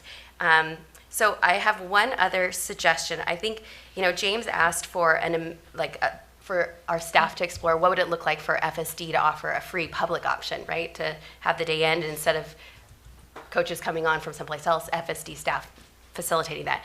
I think I would be curious if we could do that inexpensively, because I think we've seen other groups pay a lot of money to have these kind of sports academies, and I think that's not a good use of taxpayer dollars for schools. But I do wonder if there is a hybrid option that we could explore that's more of the model of what we see with all the arts, where there's an FSD oversight, maybe staffing that manages the programs, much like what our staff have already done, but then that ensures quality, like transparency, better communication, just really following the FSD way. And then bringing on the experts, like the Delta coaches with the professional experience that bring in their expertise to provide the services to the kids. I'd like, if we are going to explore what a total public option would be, maybe there's an in-between that's more of a blend, like we've done with our all the arts options. I like that idea, Ruthie, but then my question then comes, who's going to pay for this staff? Because is the district going to pay for this staff? Is this going to be, like Rob said, with the tariffs, where is this cost then going to be given out to the parents? I like the idea, but then again, you know, I'm worried about the cost to the parents already for the students and being able to offer scholarships, because that was one of my biggest worries to begin with about this program, is students who are very extreme athletes, but they just can't afford the program, which was one of our biggest worries, again, from the very beginning, which is, who are we catering this to? Which students are we sending this program to? Are we just advertising it? Because I know the very first meeting, a ton of parents, this wasn't advertised that they were going to have to pay over $1,500 a month. It was said, it is a sports academy. And a ton of parents went to the meeting, and then they go, oh, by the way, you're going to have to pay this much a month, which was very heartbreaking for both the students and the parents who attended the meeting, who definitely can't afford this. So if we do end up something like this, who's going to be paying for the staff to keep everything accountable? I mean, I love that idea. I'm just trying to figure out how we're going to be able to pay for this. Is this something that then now the parents are going to, a cost that now the parents are going to incur, or we're going to be adding to? I don't know yet. I guess it's a question to ask for Rob's help too, because I'm curious if right now we're bringing in transfer students, right? If we've got 30 students transferring from other districts with their additional ADA, we heard it's up to $300,000 that our district didn't have before. Obviously, there's costs for educating those kids. It's not, but I mean, like, that's just the free ADA money that we're already expected to be using for other things, because it's for the entire year, for us to be able to pay for the teachers and for the staff and for everything that we need on a regular yearly basis. I think the question is, could it be used to pay for Fullerton School District staff that then drives down the total cost for families? You know, with additional ADA money, is there enough then to offer more scholarships? Is there enough then to reduce the undercut? What's the word I'm looking for? Yeah, that's what. So that it's less expensive. I'm hoping we could explore that. I think that's Maybe a great Rob, idea. Is that something Rob can? But I also understand that it's April, and we have a lot going on right now, and so I personally don't want to put that task on our district for right now. So I think that if it's something that we're interested in, which sounds like it is, maybe we ask them to bring that back in the fall, or just give us a, you know, this is what it would look like, this is how much it would be. I don't think that's plausible to bring back right now. And I mean, it's not at the same level, but are there some things we could do through the after-school program and some of the after-school funding, potentially? So, I mean, we could bring back some ideas in the fall. Would that be okay? It's something like this for the after-school program. I mean, we do run the after-school program on grants, so that would be Encore, but that would be dependent on how much money we're able to get for the following year. So it wouldn't be consistent if we're dependent on money that's not no funding is consistent. Funding, Typically, especially right now. But I mean, I'm just we can bring trying it back. to think We could bring something in the fall. I mean, that's a good idea to explore it and see how much. See what the options are. James, how do you feel? Yeah, so for the reports for the options, I think my thought was certainly not for the 25-26 year, right? It'd be something that we cook up and think about maybe for 26-27. So I think the fall time frame works for me. Okay. Those are for your MOU. And suggestions were given for the MOU. Do you have anything to add other than what Ruthie has added, just for them to look at? I think I'll save discussion for the MOU if we can get it agendized for May. Perfect. Okay. I second but I do second the MOU being added to the next agenda so that we can discuss it.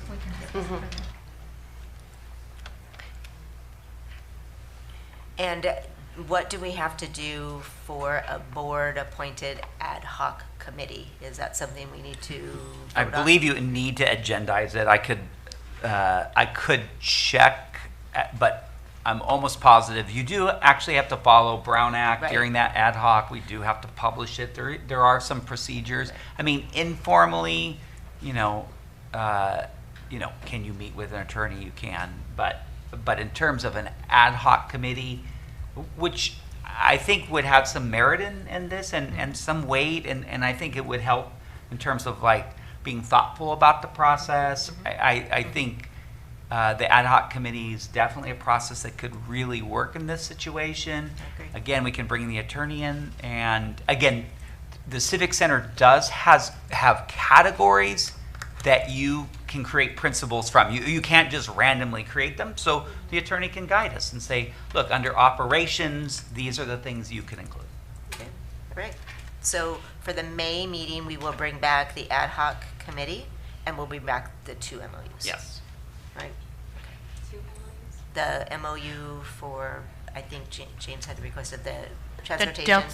There's no transportation MOU because we don't have 6th graders currently Just for one next year. MOU. That makes it a little easier. But Yeah. I think we need to meet with Delta to find out their intention for next year. and Well, that sort of if thing. they're busing basketball players Right. to gyms and baseball Yeah, players yeah, to yeah. fields, they are Then they using might, yeah. buses. All right, so. Just one piece I do want to say, and I do love working with our partners. I do love Fullerton. We have a great community here, something to be very proud of. And just to add in, it's been a real pleasure to work with JD and Viviana and Walt. I love working with them. Whenever we bring concerns and we brought concerns and issues, they address them. They're not defensive. They have this piece of like, let's make this work. I'm very grateful to the 3 of them. They just on a personal level, I've really enjoyed meeting them, getting to know them. My experience is they're just really good people with kind hearts that want to make a difference in the lives of kids. And they are I operate under this principle in my life that includes with my family. Conflict is inevitable. It's how you deal with the conflict. And every time we've had any issues, they're like, let's make this work. Let's fix this. Let's resolve this. Let's make this a win-win. So my gratitude, and I had the real pleasure to work with Viviana and JD initially, but a big shout out to Walt too. I'm a Walt fan as well. So anyway, so all 3. Thank you very much. Well, Enjoyed and the working students with you. definitely love. They sell it. Love the group. They love, just from being there and visiting a couple of times, just the spirit that you have and the spirit that you share with them, with that self-confidence and that joy, and that's what I'm always looking for, the joy of our students, having pure joy in doing that. So thank you. Yeah. If we're giving shout outs, I want to say thank you to Dr. Brown for providing this presentation, and to all the parents that are here today that were talking about how their children have benefited from the program, and to Mr. Talavera, who helped bring this forward. And I think that the goal was to keep Fullerton parents who were wanted their children to have the best opportunities in sports, who might be looking at programs and leaving our district, to be able to keep those students, keep those parents, provide a great program for them right here in the district, and also to even attract other students and other families to our amazing district. So, this presentation today shows that we're doing just that. And so to our sports partners that make up our academy also, thank you very much. And we're just looking forward to, and I think everybody here just wants to provide the best program and do right by all of our partners, and make sure that the public has equal access to the fields, and other groups have equal access. So this is just a work in progress, and I'm very pleased with the direction, and I'm really excited about the recommendations by my colleagues about how we might move this forward. So thank you. Thank you. Okay. Okay, on that note, I believe we are done with this one first item on our agenda. I need a and I am I need going a break. to do a personal necessity break, but I asked that my come back 5 minutes. 5 minutes, because we got to get out of here before 11. Is that what you're saying? 5 minutes, go.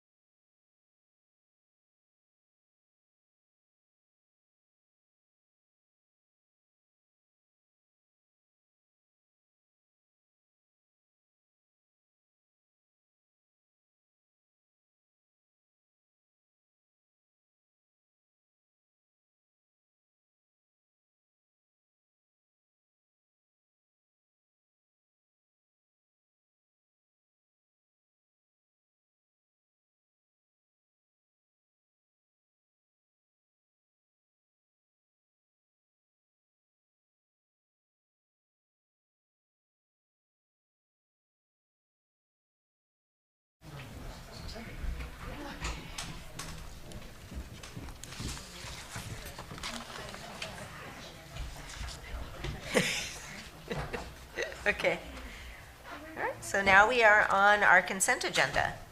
Are there any items that need to be pulled or discussed before voting on the consent items? Sure, we have a lot to comment on, but if you'd like to, anybody want to pull anything? Just comments on anything?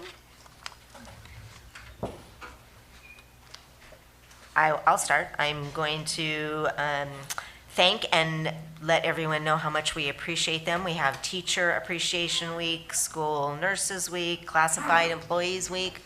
So I just want to make a blanket statement. There's really no one else here, huh? I just noticed everyone's in the back. Great, good job. Hi, everybody. They have to be here. Thank you for Hello, all the way in the back. Hi. Thank you for staying. I just looked up and didn't, wow, it's cleared out. So I wanted to say thank you for everybody. We appreciate every one of our staff members and for all that they do for our students and our families. Our Williams litigation, nothing there, so that's always a great thing. That's the one thing that we have full responsibility for. Some safety items on here that were really great to see. The intruder trainings, CPR and AED and first aid. St. Jude Medical Center, our neighborhood. The mobile food pantries. Performing arts, staff development. Some time and effort into early learning with TK in preschool, understanding that TK, those little guys are so young, and you have to come up with ways to keep them engaged. So kudos to our TK teachers and everyone. So anybody else have anything for our consent? If not, then do I have a motion to approve the consent items? I make a motion to approve the consent items. Is there a second? Second. Any other comments? Okay, all those in favor say aye. Aye. Aye. Thank you. All right. Discussion action items. So we have several.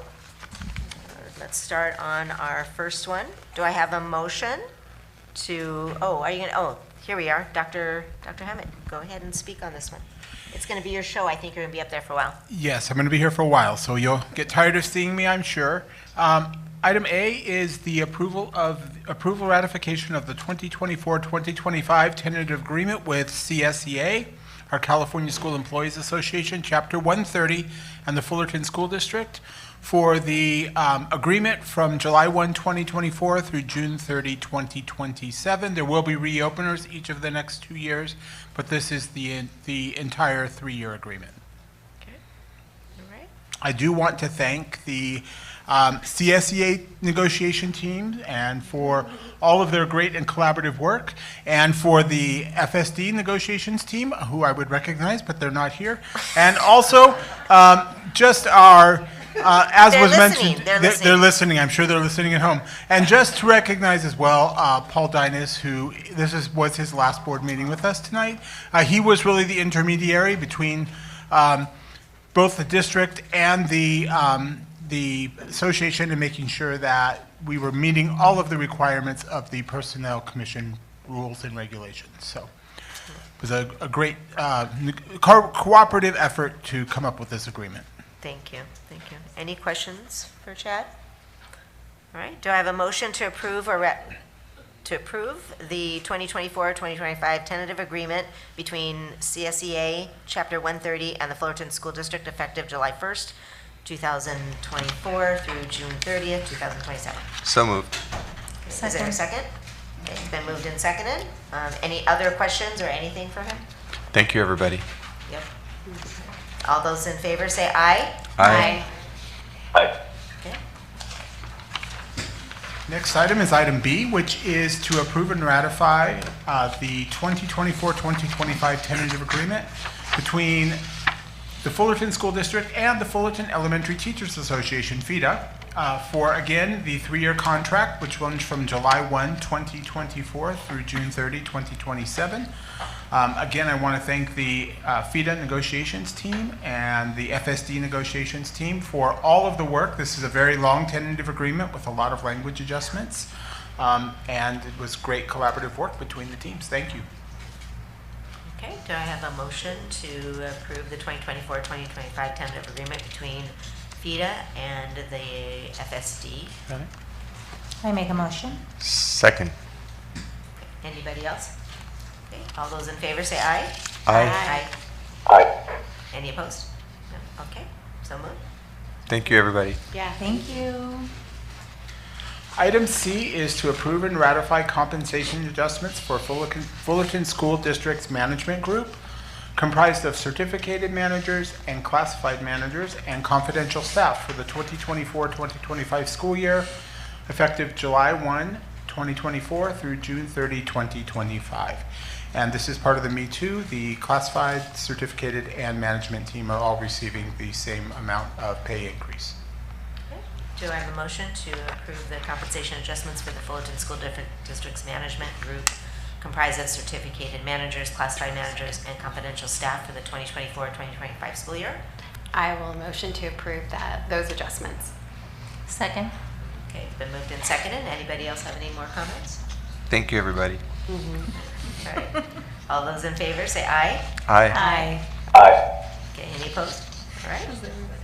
Okay. All right, item D is to approve and ratify the 11th contract amendment of the board-approved contract for the district superintendent. There is one amendment, which is to also provide the same salary increase that was provided to certificated, classified, and management to the superintendent.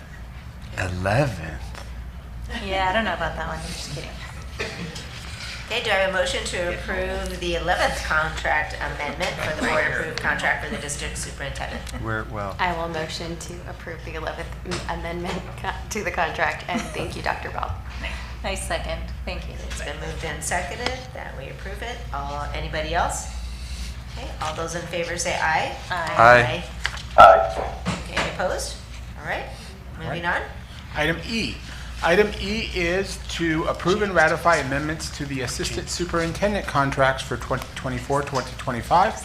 This provides the same salary increase for the assistant superintendents as for the other groups mentioned, aforementioned, in the earlier agreements. Can we have Trustee Cho do this one? Do I have a motion to approve the amendments to the assistant superintendent's contracts for 2024-2025? James. He says, I don't know if he's able to do that. I can move it. I'll second. it's been moved and seconded. All those, any other comments? You're getting paid, Dr. Chad. All those in favor say aye. Thank you. Aye. Thank you. That's aye. Aye. Aye? Okay, item F. Did I hear aye from James? Yes. Thank you. Item F is to approve and ratify the second contract amendment of the board-approved contract for the deputy superintendent, which also provides 2.5% pay increase for the deputy superintendent. That one would be you. That one would be. Oh, that one would be you. Sorry. I was Do I paying have you in advance. Do I have a motion to approve the second contract amendment of the board-approved contract for the deputy superintendent? I motion to approve it. Second. It's been moved and seconded. Any comments? Thank you. Thank you. Thank you. All All those right. in favor say aye. Aye. Aye. Okay. All right. Item G is a memorandum of understanding between the Fullerton School District and the Fullerton Elementary Teachers Association regarding class size. A class size committee will be formed for the 2025-2026 school year. We're going to have a class size committee that's going to specifically look at class sizes and what are the implications and what does that look like for the district to look at reducing class sizes. So that this MOU establishes that committee and talks about what the membership looks like and when they'll start to meet. I really think this is a great idea. So someone that, do I have a motion to approve the memorandum of understanding between the Fullerton School District and FIDA regarding class size committee for the 2025-2026 school year? I make a motion to approve the MOU. Second.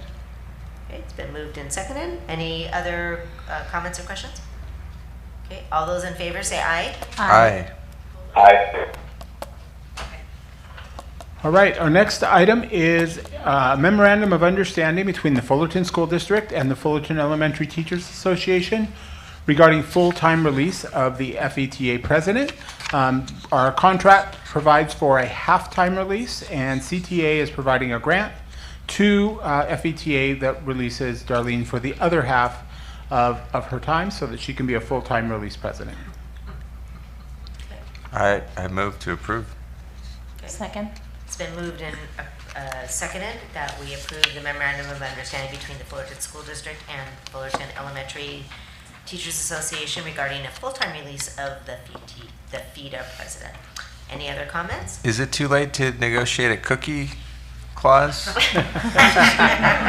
Just kidding. Board meeting cookie night? If I could just add, I want to thank Darlene personally for all the good work, and you know, whether she calls me or I call her, and late hours or on a weekend. And I also know that she spends endless amounts of time fielding calls from teachers at all times of night and hours, and so just appreciate the level of service. And I genuinely, when I see your name on the calendar that I'm meeting with you, I genuinely look forward to it. So. Okay. Ditto. I think that the cookies help too. Yeah, I'm in on that. Yeah. Hey, I've Well, never and it's gotten a great to cookie. see how Now I'm jealous. I want cookies. How many visits to school sites to her really getting out there? All right, all those in favor say aye. Aye. Aye. With the stipulation that I get a cookie. Okay. Next item is item I, which would be to approve the memorandum of understanding between the Fullerton School District and the Fullerton Elementary Teachers Association regarding kindergarten class size. Through our negotiation process, we reached an agreement that kindergarten class sizes would not exceed 31 unless there's an extenuating circumstance where a teacher has to assign a waiver to increase beyond 31, up to a maximum of 33, which is what our contract currently calls for. However, without agreement, all class sizes in kindergarten would be at 31 for the 2025-2026 school year. So currently it's 33, but That's we're what the saying only with contract- special.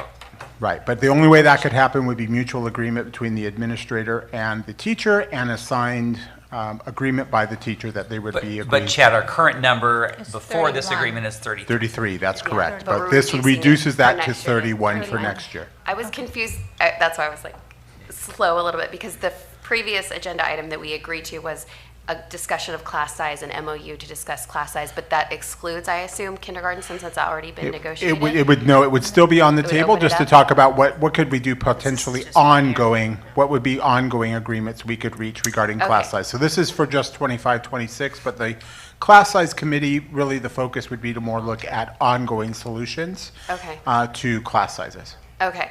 Yeah, obviously kindergartners grow up and they get bigger and we need more classes. Still Okay. think 31 kindergartners in one class is a lot of A lot. kindergartners. But so this next year, the minimum, at least next year, it's going to be reduced to 31, and then we're looking at all class sizes and possibly even reducing kindergarten if that's determined through the group that's Through the committee and what the that committee's it's able an to important do. step. Okay. Yes.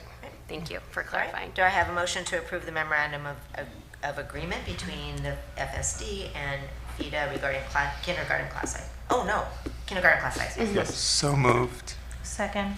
It's been moved and seconded. Anybody else have any comments? All right, all those in favor say aye. Aye. All right, our next item is item J, which would be to approve/ratify a memorandum of understanding between the California School Employees Chapter 130 and the Fullerton School District regarding 2 new job classifications. One is a bus driver food service assistant, and the second is a bus driver 2. This provides that we have been able to create 2 8-hour bus driving classifications, which impact a number of bus driver employees, so they're able to get 8 hours a day. One where they are assisting with food service and actually helping to go out and provide students with what we call our barbecue rigs, so they're able to go out and do burgers and hot dogs and whatever other barbecue items they may be cooking that day, chicken sandwiches. And then we have a second group, which is our bus drivers 2s, which are our more advanced bus drivers, those who do mountain driving and do more complex bus driving tasks. So this is allowing some opportunity for some more 8-hour positions for some of our bus drivers.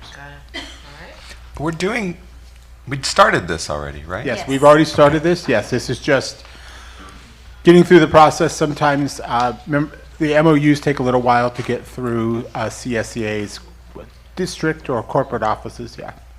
I motion to approve the MOU between California School Employees, Chapter 130 in the Fullerton School District regarding the new job classification for bus drivers and food. Okay, it's been moved. Second it. Been moved and seconded. Any other comments? Thank you guys for doing that and being creative. We really appreciate it. It was a collaborative effort between Thank you. CSEA and the district and Paul. Paul. Yes. Thank you, Paul. All those in favor say aye. Aye. Aye. Okay. Next item is item K. This would be approve the revised board policy 5145.13, response to immigration enforcement. This board policy was brought to the last board meeting as a board read with some changes made to it, and this time it's brought with any changes that were recommended by board members and additionally approved by the attorney who reviewed the board policy. Those are in red. However, when the policy is published to our website, once it is approved, those items, all the text will be plain font, and it will just be the new board policy. All right. Do I have a motion to approve the revised board policy 5145.13, response to immigration enforcement? I will motion to approve I that. will second. Okay, it's been moved and seconded. Any other comments? Yeah, go ahead. Yeah, I think Fullerton School District is doing a better job holding up the ideals, spirit, and letter of the law with regard to our Constitution than our Supreme Court is right now. I second that. Yeah, and I think what I love is that this policy reflects the adjustments, the changes, the procedures that we're already putting in place to keep our kids safe, right? And I feel like since November, we've been talking about how do we ensure everybody feels safe at school, and we're not just feel safe, but is to the best of our knowledge, our abilities, knows that they're learning in a environment where they're welcome and wanted and will not be discriminated against. So I really appreciate the board, but also our superintendent and our staff that have just gone full force to make sure that everybody feels like they belong here. Absolutely. Not only that, I want to clarify that because Aruni just said that. This is the law. Yeah. It's a part of the Constitution. We're not changing or amending law or doing anything that isn't already required of us to do. And I think what we're doing is just showing the fact that we care about our families and our students, and we really are supporting them. So, so all those. Anybody else? James, anything? You're good. I'm good. All right. All right. All those in favor say aye. Aye. Aye. Aye. Aye. All right. Any opposed? No. Okay. Item L would be for approval of new board policy 5145.14, commitment to safe and welcoming schools. This is a new board policy that was brought to our last board meeting. All of it at last board meeting for the first read is highlighted in bold because it's all new. And then any changes that were made are in red this time. And again, those changes were reviewed and recommended by our attorneys. I make a motion to approve the new board policy 5145.14. I'll second it. Okay. It's been moved and seconded. Anybody have any comments? Same comment as last time. Yeah, and I think we all had our discussion in February when we approved this as a resolution. It's not significantly different. It just has more lasting power and operationalization through becoming a policy. I was the one that suggested cutting that second to last paragraph that's in red right now, only because I think it's very specific to immigration, and we discuss it so much more in depth in the immigration response policy that I think in this context it could be misrepresented or misinterpreted to believe that we somehow don't want visitors, and that's the opposite. We want parents and community members and visitors to come to our schools only when they're part of an immigration enforcement. Obviously, would we, then have a different sort of response. So that's why I thought that paragraph wasn't necessary in this policy. It was already in there. Right. Okay. Thank you, Ruthie. All right. Any other comments? All right. All those so, uh-huh. Yeah, so the final version, that paragraph is cut. That paragraph will be cut in the final version, and the rest of the font Great. that currently is bold will be changed to plain font, plain text. So we are adopting it with the changes that are highlighted. With the changes that are highlighted, correct. Okay. All those in favor say aye. Aye. Aye. Any opposed? Okay. Oh, you're done, Chad. He'll be back. Okay, this next item, this is a good one. This is to enter, this is a good one. This is a money. Okay, this is enter into Money. the minutes, the election results from Measure N. And so the board does that, and remember back in November 5th, so long ago, that, what do we have, 60.82% of our community, almost 29,000 people said yes to Measure N. And so part of the duty now that you have to enter it into the minutes. And we are in the process we've gone through the credit ratings. We got the highest rating we could get for the credit rating agencies. We're getting ready to sell here in about a month. And that first series of bonds is going to be coming in. And we're moving forward. So we need somebody to make a motion. To adopt Resolution 24/25-18. Resolution of the Board of Trustees of Fullerton Elementary School entering the election results into the minutes and certifying that to all the Board of Supervisors and certifying to all the Board of Supervisors of Orange County all proceedings in the November 5th, 2024 general obligation bond election. Is there a motion? So moved. Second. Okay, it's been moved and seconded. Any other questions other than? It's just a comment that, I mean, I don't think I would have asked for it to be done in this particular fashion, but given the stock market these days, our bonds are going to look really, really good to a lot of investors right now. So, Just saying.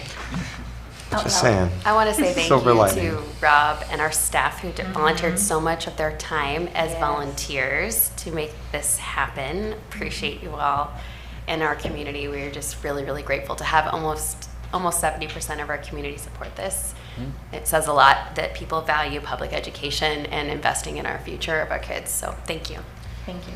On the same note as Dr. Bean was at Nicholas, he was astounded that we had already started construction.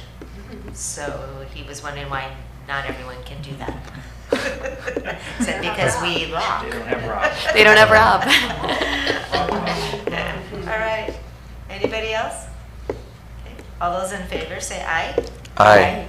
Aye. All right. Also, do want to say for the 29,047 people that voted yes, and for the 29,047 people that are watching right now, in the Fullerton Observer is the Fullerton School District Citizens Bonds Oversight Committee application. And so that is out there, and I'm sure we're going to get a lot. It just came out, so I'm sure there's a QR code there on how for people to apply. So we'll look forward to that. What's the deadline on? So our plan is to come back in, I believe it's in the next May, with a recommendation for the committee, and the board will appoint those committee members. What sort of characteristics should a committee member have? There's a whole list. What would make a good committee Sorry, I was member? breathing. No. So what's involved in this? There's one meeting, maybe two a year, and really it's to give oversight to make sure that the dollars that are being spent on these projects are what the voters voted on. And the attorney works with them, the auditor works with them.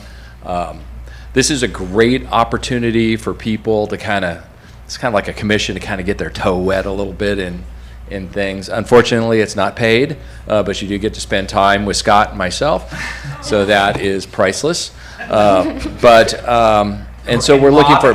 How many meetings? Just one or two in an entire year? Just one or two in the entire year. For an entire year. Right. It will not be as long as these board meetings, I guarantee you that. It's just... And then Keep talking. We're gonna be. Yeah, right. Yeah, I understand. Good point. All right, and scene. Very good. Moving on. Next item. I think it's the last item. Yes, it is. This is a good thing. This is, we are applying for a grant through the South Coast, the Air Quality Management. This is to kind of piggyback with the other grant, the ZESB grant, and this is to fund, the two grants working together would fund 4 electric buses, replace 4 of our old bad buses. But they still work. They still work. Still safe for kids, right? Still safe for kids. Absolutely safe, but these are going to be better for the environment, 4 buses. So I want to thank JD for putting this together. And JD, when will we know? This is the resolution to apply for it. To apply for it. So hopefully by the end of May. And we send cookies with that application. Nice. And we're good. Cookies, always cookies, yes. Okay. Cookies for everybody. So we'll keep you posted on that one. So we're asking the board to approve this. So moved. Okay, it's been moved. Second. Second. Okay, so moved and seconded that we adopt resolution 24-25-19 for authorization to apply again for grant funding from the South Coast Air Quality Management District. So all those in favor? Aye. Aye. Okay, any opposed? No? Okay. All right, thank you, thank you, thank you. We are now on board member requests for future items. I think we do have a couple that we're adding to our May. We have another one that we know we're working on with GATE, so. And we haven't forgotten the potential DLA, just a small update presentation. So we're going to do that in June. And I know we have not forgotten, we'll be providing some more information with transportation as well. I still have those in Transportation my- in May. Yeah. And the ones we discussed tonight. Yes. So those are just for next month. Yeah, can we go over the things we the discussed 2 tonight? MOUs. I think it was 2 MOUs that we added, and the creating a Ad hoc committee. On updating board policy 1330, I assume, which is our facilities use policy to be in compliant with Civic Center Act. Yes, it's getting late. And then we're postponing until fall of 2025 the proposals of alternatives to a nonprofit outside using our space and what other options there might be. Okay. Longest meeting ever. No, we've had Not some ever. that are longer. No, We've we've had been longer. here longer. But that's okay. I've sat in the audience longer. Okay, then our next regular meeting is scheduled for Tuesday, May 13th. On that note, we are adjourning at 9:53. Bang. Done. Thank you, James. Good night.